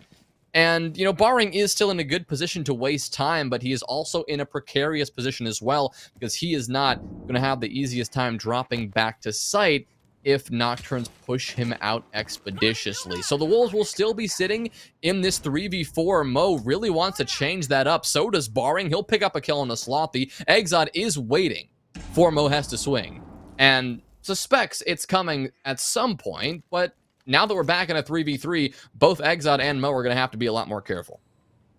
And Exod's the one who has to take the initiative to be proactive. As he hits the dirt and prones, I'm sure Mo just heard him, especially with that punch going out on the wall, so the Aruni will continue to just hold this angle, knowing that the attacker is the one who has to eventually push into the building. But Mo will eventually abandon the green hall. Sykes is attempting to challenge, but wow, very long shot with the Roni. Poison hits the floor, and now it's a 2 versus 3. NOKTURNS trail by one man. Exod's got to try and recover this case. He doesn't know exactly where to look. That killer has gone unnoticed and unpunished. Mo fall back to the site already, down towards washing machine. And There's not a lot for Nocturnes to do here. They're left with no nades, only 2 stuns and 2 air jabs, and 20 seconds remaining. It seems like they want to try and go for a freezer drop. Syke's already pushing down the hallway. Exxon will make it in safely, at least for now, but barring just dies as Mo gets a trade. Exxon's alone. 6 seconds. He's not going to be able to do much. This round is effectively over unless the 2 Wichita Wolves members throw, but it's just Jay to meet him with a shotgun to the face. Wichita Wolves take round 7 despite the poor start. Yeah, quite the poor start and a very impressive turn of events in kind of a counterintuitive manner, right? You see a team lose 2 picks on the entry due to roam. You probably expect them to make an adjustment to play a little bit more passively, right? Like, oh God, this isn't working. We've got only 3 players left. Let's just survive with what we can on the site. Instead of doing that, they doubled down. Barring didn't rotate out of security. He stayed there and got a kill while doing so. Mo didn't rotate back to the site. He actually went to the top floor, found a kill, dropped down into meeting, found another kill, and was a terror for Nocturnes, and they just never could, find him and pin him down. Really smart decision, and I know it surprised me. I'm sure it surprised Nocturnes the way they reacted and their inability to, pin him down and handle it. So really good work from the Wolves to make sure that they hold on to that lead. In fact, stretching that lead to 3 rounds. Nocturnes just haven't had an answer so far. Again, really the only person consistently fragging out is Lackey. No one else on this squad has had as definitive of an answer. And I don't know what it is. I mean, you pick up Sykes because he's a brilliant fragger. I mean, he did pretty well in Challenger League. He didn't do amazing, but he had a pretty decent first stage. Slothy as well. You pick him up as a second entry. Exot has been incredibly consistent in the past, but no one else is stepping up. It's just Lackey right now. Nocturnes have also been kind of failing in the strategical department as well. I mean, every time Wichita Wolves make either the correct rotate, like the correct timing is on the Wolves side as well. It seems like right now, except for those 2 defensive rounds, Nocturnes can't do much right. I mean, they start the round off well enough, but their transition has been horrid. They just stop droning at some point and allow Wichita Wolves to push back and get kills as they step foot into the building. So hopefully this timeout, which was stemmed by a disconnect, has been enough for Nocturnes to talk things over. They'll have to attack on the dorms, where Wichita Wolves are taking, again, a very utilitarian approach. 3 shields, Wamai and Aruni. And, a surprising approach to see, given how well that roam from, Mo worked last time, and to see Mo now switch off from the Aruni to the smoke is a little bit unusual. But, obviously they're going with what they know. They're not going to read too much in to that previous round. They want to stay composed and stay with their strat, and you can definitely respect that. Upstairs on dorms, of course, you want as many of those deployable shields as you can possibly muster, right? You've got Mo's and you've got those Vulcan shields from Barring. And not to mention, you're bringing out a nice C4 in Jay's pocket as well. And that is exactly why we are seeing him set up a bit of a roam downstairs in kitchen, saving that C4 for the late round, trying to either force Nocturnes to clear him out or, get an opportunity to get that C4 onto the planner and shut down any site pressure that Nocturnes are eventually able to build. Despite the rough start in the last round as well, the Wolves are still going for spawn peaks. You can see Barring hunting for some early frags, but nobody from Nocturnes is headed his way just yet. Yeah. It's an armory clear that Nocturnes are hell-bent on. Also got to apologize for slandering Exot a little bit. I said no one was fragging except Lackey, but Exot's been, Exot's been up there. He's 8-6. He's top fragging his team right now. Not far behind freaking Mo either. There's the nades rain out towards Armory. No one's actually playing in there, but Reed decides he's just going to peek in and, in essence, throws his life away. I doubt he's very recoverable as Sykes pushes up and actually kills Jay before Reed falls. So an opening double kill for the side of Nocturnes. But, I mean, we've seen this before, We've seen a 2-man lead at the beginning of the round for Nocturnes, and they have yet to turn it into a round win. at least on their attack. I mean, they've only had one attack, but we've seen this on both coastline. We saw it on their defenses. The I don't know, the incredible like proponency for Nocturnes to just throw away man leads. So I mean, while they're in a good position, we can't count Wichita Wolves out just yet. Nocturnes are, getting a lot done, though. They're not just pushing in as individuals and giving the Wolves the opportunities that, Freak is clearly searching for. Instead, they're focused on the objective, and that's exactly how you have to play in a situation like this. You do see the utility coming in from Nocturnes. They're trying to burn that shield and attic. They are, dealing with a face full of toxic smoke, but it's also going to result in a couple of nades actually landing on the mark as well. So focused on these Rotero drones that Lackey was able to get a nade kill and just, land a nice headshot onto Freak. It's going to all fall on the shoulders of the smoke, and Sykes is going to make quick work of Mo. And just like that, we have got a flawless round for Nocturnes coming off the timeout and looking good so far. All right, so at long last, Nocturnes take a good entry and actually win the round off of it. Wichita Wolves, after those first couple picks, I mean, Reed dying on Armory stairs, that was really on position for him to play. Jay dying elsewhere. I imagine to Sykes, who was outside big window that entire time. Nade by Lackey was very well found as well. And from there, 5 versus 2, Wichita Wolves were kind of stuck, especially with that guy in attic. I mean, they were all on that side of the building. Nocturnes were allowed to take control as they continued to move on in. I mean, that was a pretty straightforward round. But now we go on to meeting. Wichita Wolves have to defend the offsite. And Jonah. Yes. Jonah, we are now seeing the least played operator on the entire defensive side. Fun fact. It's Doc. I mean, all right, so we should discuss why. Don't justify it. Don't you dare. All right, well, you know what? All right, instead of doing that, we should discuss why Doc is the least played operator on the defense. Yeah, just do that. Let's do that. You might think it was Rook because he doesn't bring heals, but fun fact, the only reason why Rook or Doc were ever brought in the old meta was because they have ACOGs.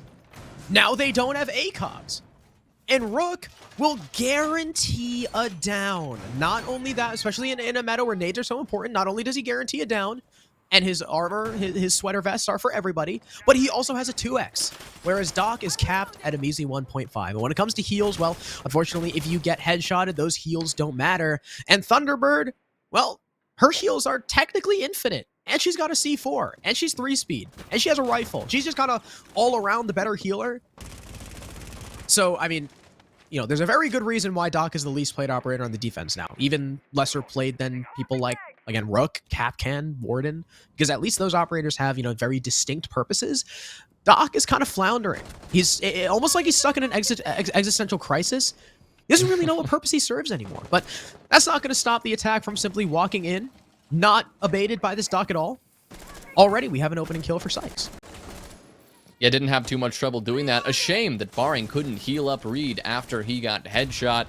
But Slothy has been down in the meantime. That was Mo who I believe found that kill, or found that down at least, not a kill, because, yeah, Sykes is on the Finka and quickly got Slothy back to full HP, but, what? Barring it wasn't actually Freak at all. It was Barring who got them both. From... What? Excuse me? Did he swing on the attic door? He must have? That was really confusing.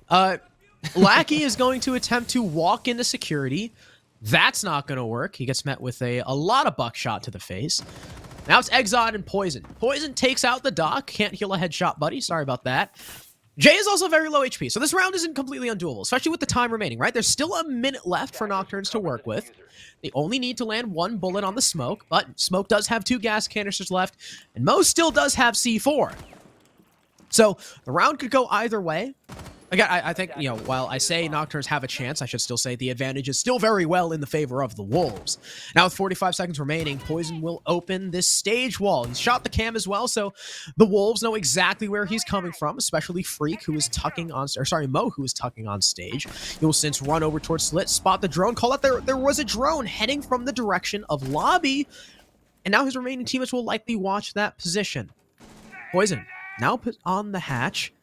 He could kill Mo if he spots out the mute soon enough, but unfortunately, Poison will simply expose his whole torso to that player downstairs and leave it all on Exod, who can do nothing against Freak.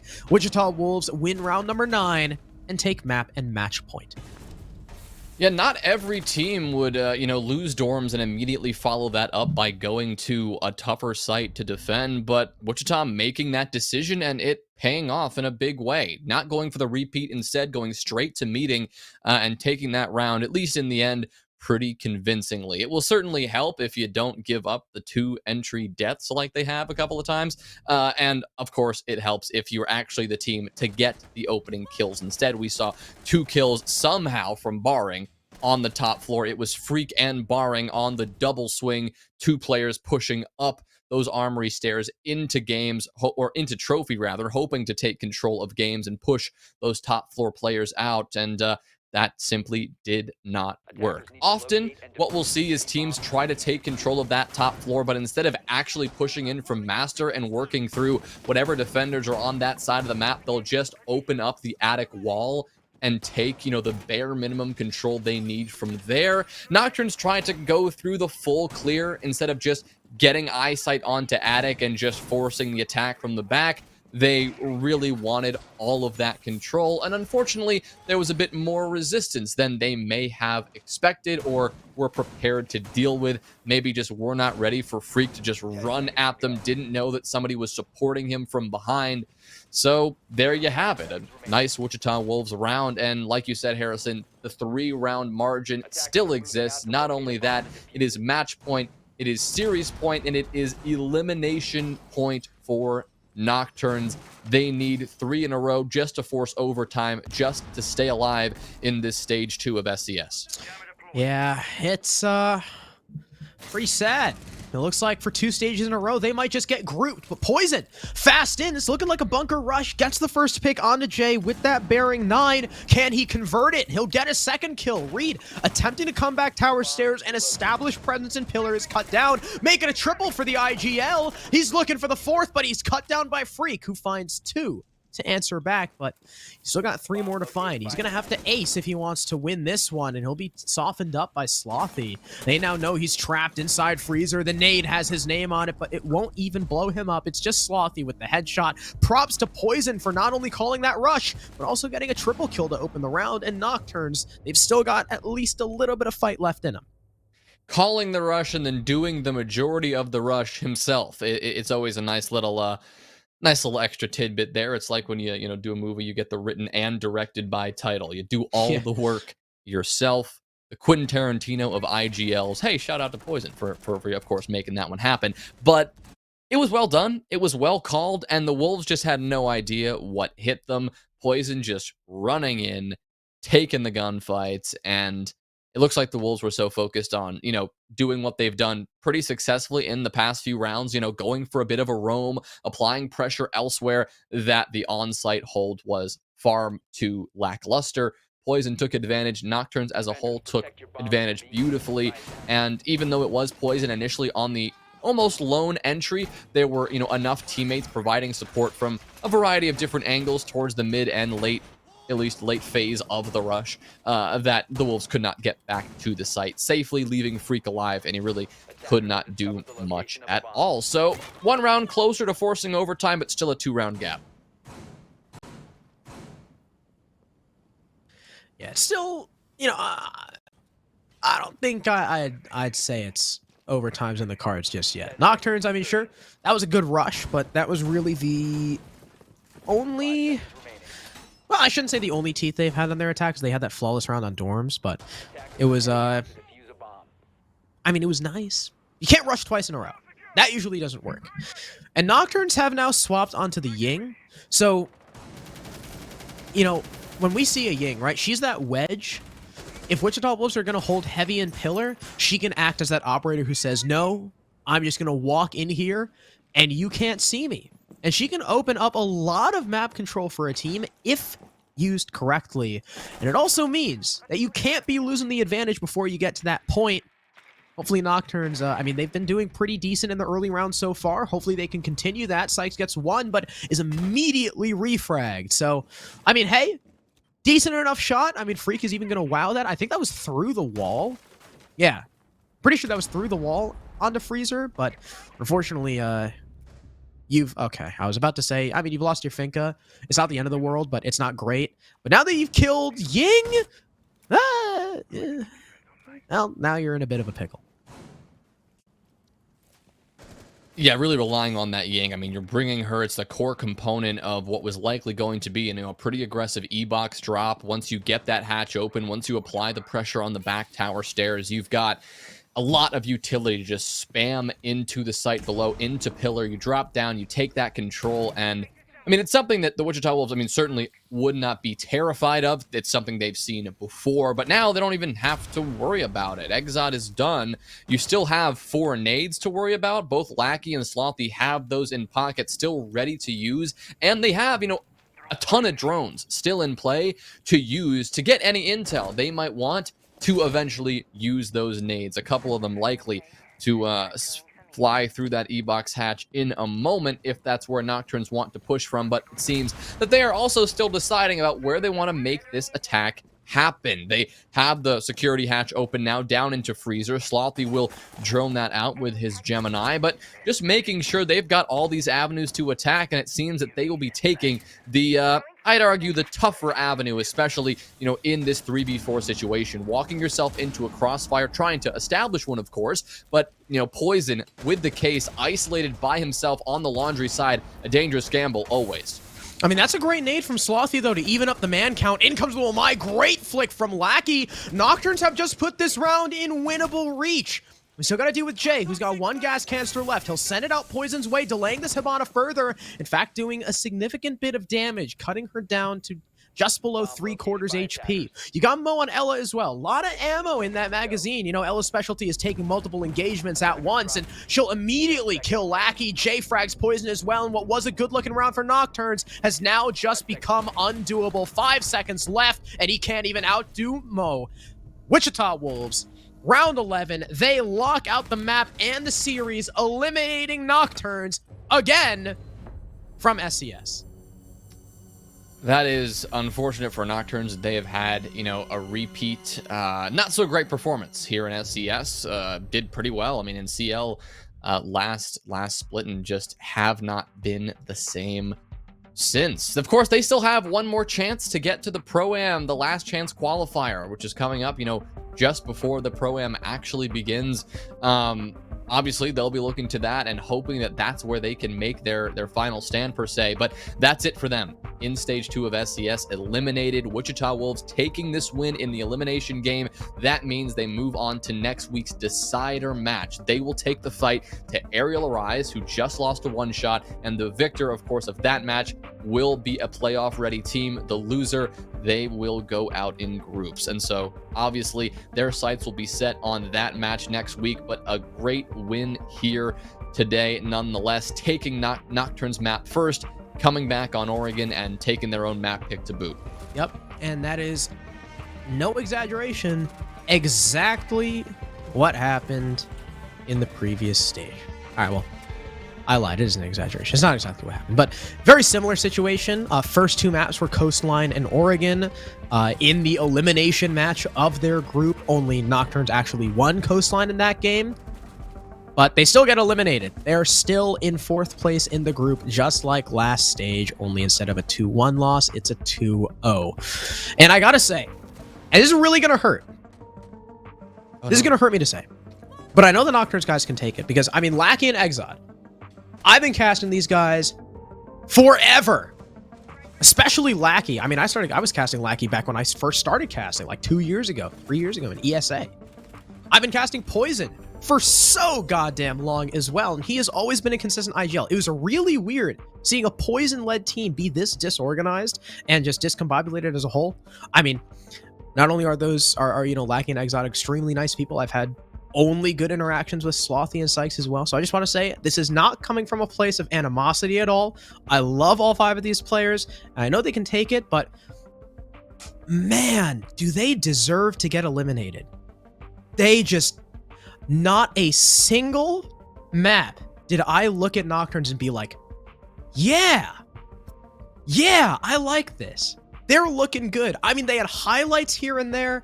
They had good rounds here and there. You had different players popping off at different times, but there was never anything convincing. Since this team's inception, since Challenger League playoffs, after that, it's like there was like Challenger League playoffs, right? Like here's like PB and Aerial Horizon one shot, and then, here's the bottom of CL, and the Nocturnes were kind of like here.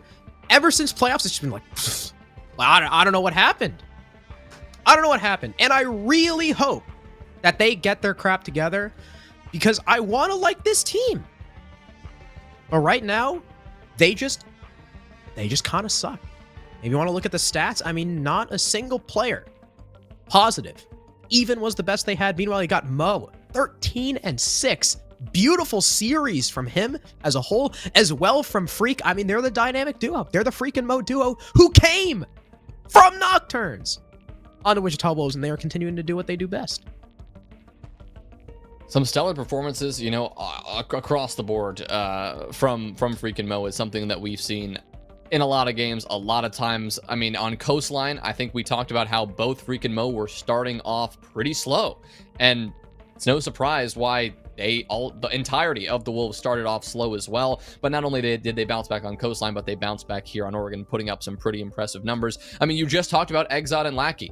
Those 2 guys who've casted a long time, they were the top performers on the side of Nocturnes, not by a huge margin. You had Poison right behind, but they did indeed try to put in as much work as they could possibly muster in that second map. Of course, before we get to our play of the day in a couple bit and our interview, do want to talk about one of our other amazing sponsors, Mavix Gaming Chairs. We obviously had a chance to talk about them earlier, but we've got to highlight them again because they've got the all-new M4 gaming chair, and I mean, frankly, it's pretty affordable if you go with some monthly payments as low as $22.22 per month, and you can do all of that at mavix.com/NerdStreetGamers. And to spice it up even more, you get a little $55 discount with your code NSG55, which can definitely put into a dent on some of those price tags. Obviously, they're not the cheapest chairs in the world, but what you're paying for is some incredible chairs, because Mavix really does deliver. But now we've got our interview ready to go. I think we're talking to Reed here. Yep, it's going to be Reed, the super sub for Wichita Wolves. He's had a lot of shoes to fill, a lot of hats worn. Reed, I see you're wearing the clout goggles today. Yes, sir. Well, got these in the mail. You're looking quite incredible. I could eat you right up, Reed. But let's talk about last week first, right? You stepped in for Jay, and you still had call out. And then moving into today, I mean, you have Jay back, but you kind of traded out players. I mean, what was the difference in dynamic between last week and this week? Well, I will say I'm definitely, Jay is our entry now, so I'm definitely a lot more comfortable with call out roles, since he's more of like a support / shot caller. Mm-hmm. Flex kind of shot caller, so I'm definitely a lot more comfortable, being on call out roles rather than substituting for Jay's roles for sure. Okay, that makes sense. And I mean, losing call out as well, I mean, he's always kind of been the main voice of the team ever since, back on Ape. Do you think losing him, of course there's going to be an adjustment period, but do you think losing him has really hurt the team, at least in the beginning? I mean, yeah, absolutely. I mean, call out was, an asset undeniably, so, we're kind of just looking for the right person, but luckily, we've kind of been training, everyone to make these kind of like IGL calls and kind of like look for weak points in the site. So everyone on our team right now is pretty capable of finding weak points and calling a push that should be done or doing things like that. So we're kind of prepared already for this, to even though we're losing like a big voice on the team. And Jay as well, if we can talk about Jay real quick. I mean, through his career on, I mean, not just this team, but also on Beast Coast, both NAL Beast Coast and Challenger League Beast Coast, and then here on Wichita Wolves, before he rejoined, he's always been that hard support player. And now, like you said, you guys have him on like Iana. I mean, how has the adjustment period been for him? I mean, at the end of the day, Jay's just kind of a beast, so he can do it all. And that's kind of why we picked him up. He's just, he just kind of Mr. Do It All. So that's really what we call him, MDIA. That's Mr. Do It All right there. So. I mean, he's certainly impressed. I mean, Jay has always been one of my favorite players for on the Wichita Wolves roster, so I'm glad to see him back. And I mean, you, Mr. Reed, Body Shot Machine, you were coming in as, I mean, I'm not sure, were you a sub player or were you coach? Well, I'm technically a substitute for the SCS, but I do coach, in scrims and stuff. But yeah, I am substituting for SCS right now. Okay, now I mean, you're on that hard support role. You've been doing well with the plants. I mean, you had a heater of a game on Coastline, 13-8, not typically a support player's favorite map. But I'd like to ask, are you going to be a permanent replacement, or are you guys still looking for a fifth? I think right now we're still looking for a fifth, but stay tuned. Anything could happen. That's true. I mean, I certainly wouldn't have too many complaints if you stayed on the roster considering your performance in SCS so far. But congrats on the win. You guys stave off elimination. And is there anything you guys are preparing for specifically against the Aerial Arise puck stack? I mean, no, we're just going to handle business. I mean, at the end of the day, that's all you got to do. You just can't beat yourself, and we'll handle them. I see. Well, good luck to you. I know it would certainly be a treat to see you guys in playoffs once again. Reed, congrats on the win. Congrats on going 13-8 and having a stellar performance of support on Coastline. And I hope to see you again next week. Have a good night. You too, man. Thank you. Harrison, what do you think about the Marm to the Wolves, dude? Get Marm on a team? Yeah? Yeah? Get Marmalade on the Wolves? I mean, hey, maybe she could prove to NOKTURNS that she was much more of an asset than maybe they realized. Although I think she did leave of her own volition. I don't think she was robbed. Yes. Yeah. I mean, whatever. But look at Mo, 23-15, and Freak. They were both +8. What a again, I always call them this. What a dynamic duo. Both with the same cost percentage too, 65%. Yeah, pretty good stuff from them. We've got Jay, 74% cost as well. I mean, everyone putting in some pretty good numbers. Reed, who had the greatest performance of his life on map 1. That's funny. Yeah, absolutely. Ends up negative. Just could not handle it on map 2. Getting what? I didn't even notice it during the game, actually, how little kills he was getting. But yeah, 2 and 9, I think. 2 and 9. Well, yeah, not ideal. But yeah, overall, the Wolves, I mean, pretty consistent across the board. They had their moments on map 1, but they brought things back. And, here is your overall picture of Group B now. With, the winners game happening earlier, the elimination game just now completed. It is One Shot who have been confirmed in the playoffs. They will be the top seed coming out of this group, and now they can focus on this weekend's closed SI quals. But you've got Aerial Arise, who will move on to that decider match where they will face the Wolves. Unfortunately, as we've said, NOKTURNS, they are out of it. But Aerial Rise, the Wolves, the winner of that game, they will be our second playoff team in Group B, joining One Shot from this group to hopefully go on a pretty successful run, through in the playoffs. This group, I mean, stacked with CL teams only. I mean, technically Aerial Rise, pug stacking, whatever. But an intimidating group, to say the least. A bummer for NOKTURNS, of course, that they, had to face all these titans, you could say. But I think that we have got a pretty good conclusion to this group. Yeah, and I really didn't like how the Wolves were looking with call out but no Jay against Aerial Arise. They did not look good.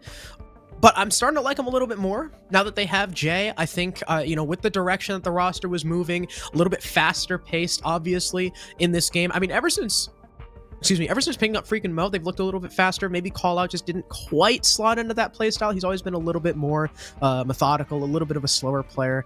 So, I mean, no hate to Call Out at all. Call Out is a fantastic player. He was always a huge force to be reckoned with on this team, but I'm starting to kind of like their look without him thus far. Jay coming in, I mean, Reed called him Mr. Do-It-All. He was even on Iana and Smoke. Two very, very opposite ends of the spectrum operators. And I mean, again, I already said my piece about NOKTURNS. Lackey was doing pretty well. I mean, he ended 21-18. No one else on his team was positive. We're going to need to see more of that, or, well, not more of that, but more people, joining Lackey up there in the future. But, Jonah, we got the play of the day. Yes, we got the Mike and Ike sweet play of the day. I have no idea what it could be, because they were... I only tuned in a little bit for that first series, but I heard there was Quartz was putting up some pretty impressive clutches. That is true. He had the back-to-back clutches. It could be that. I'm not quite sure.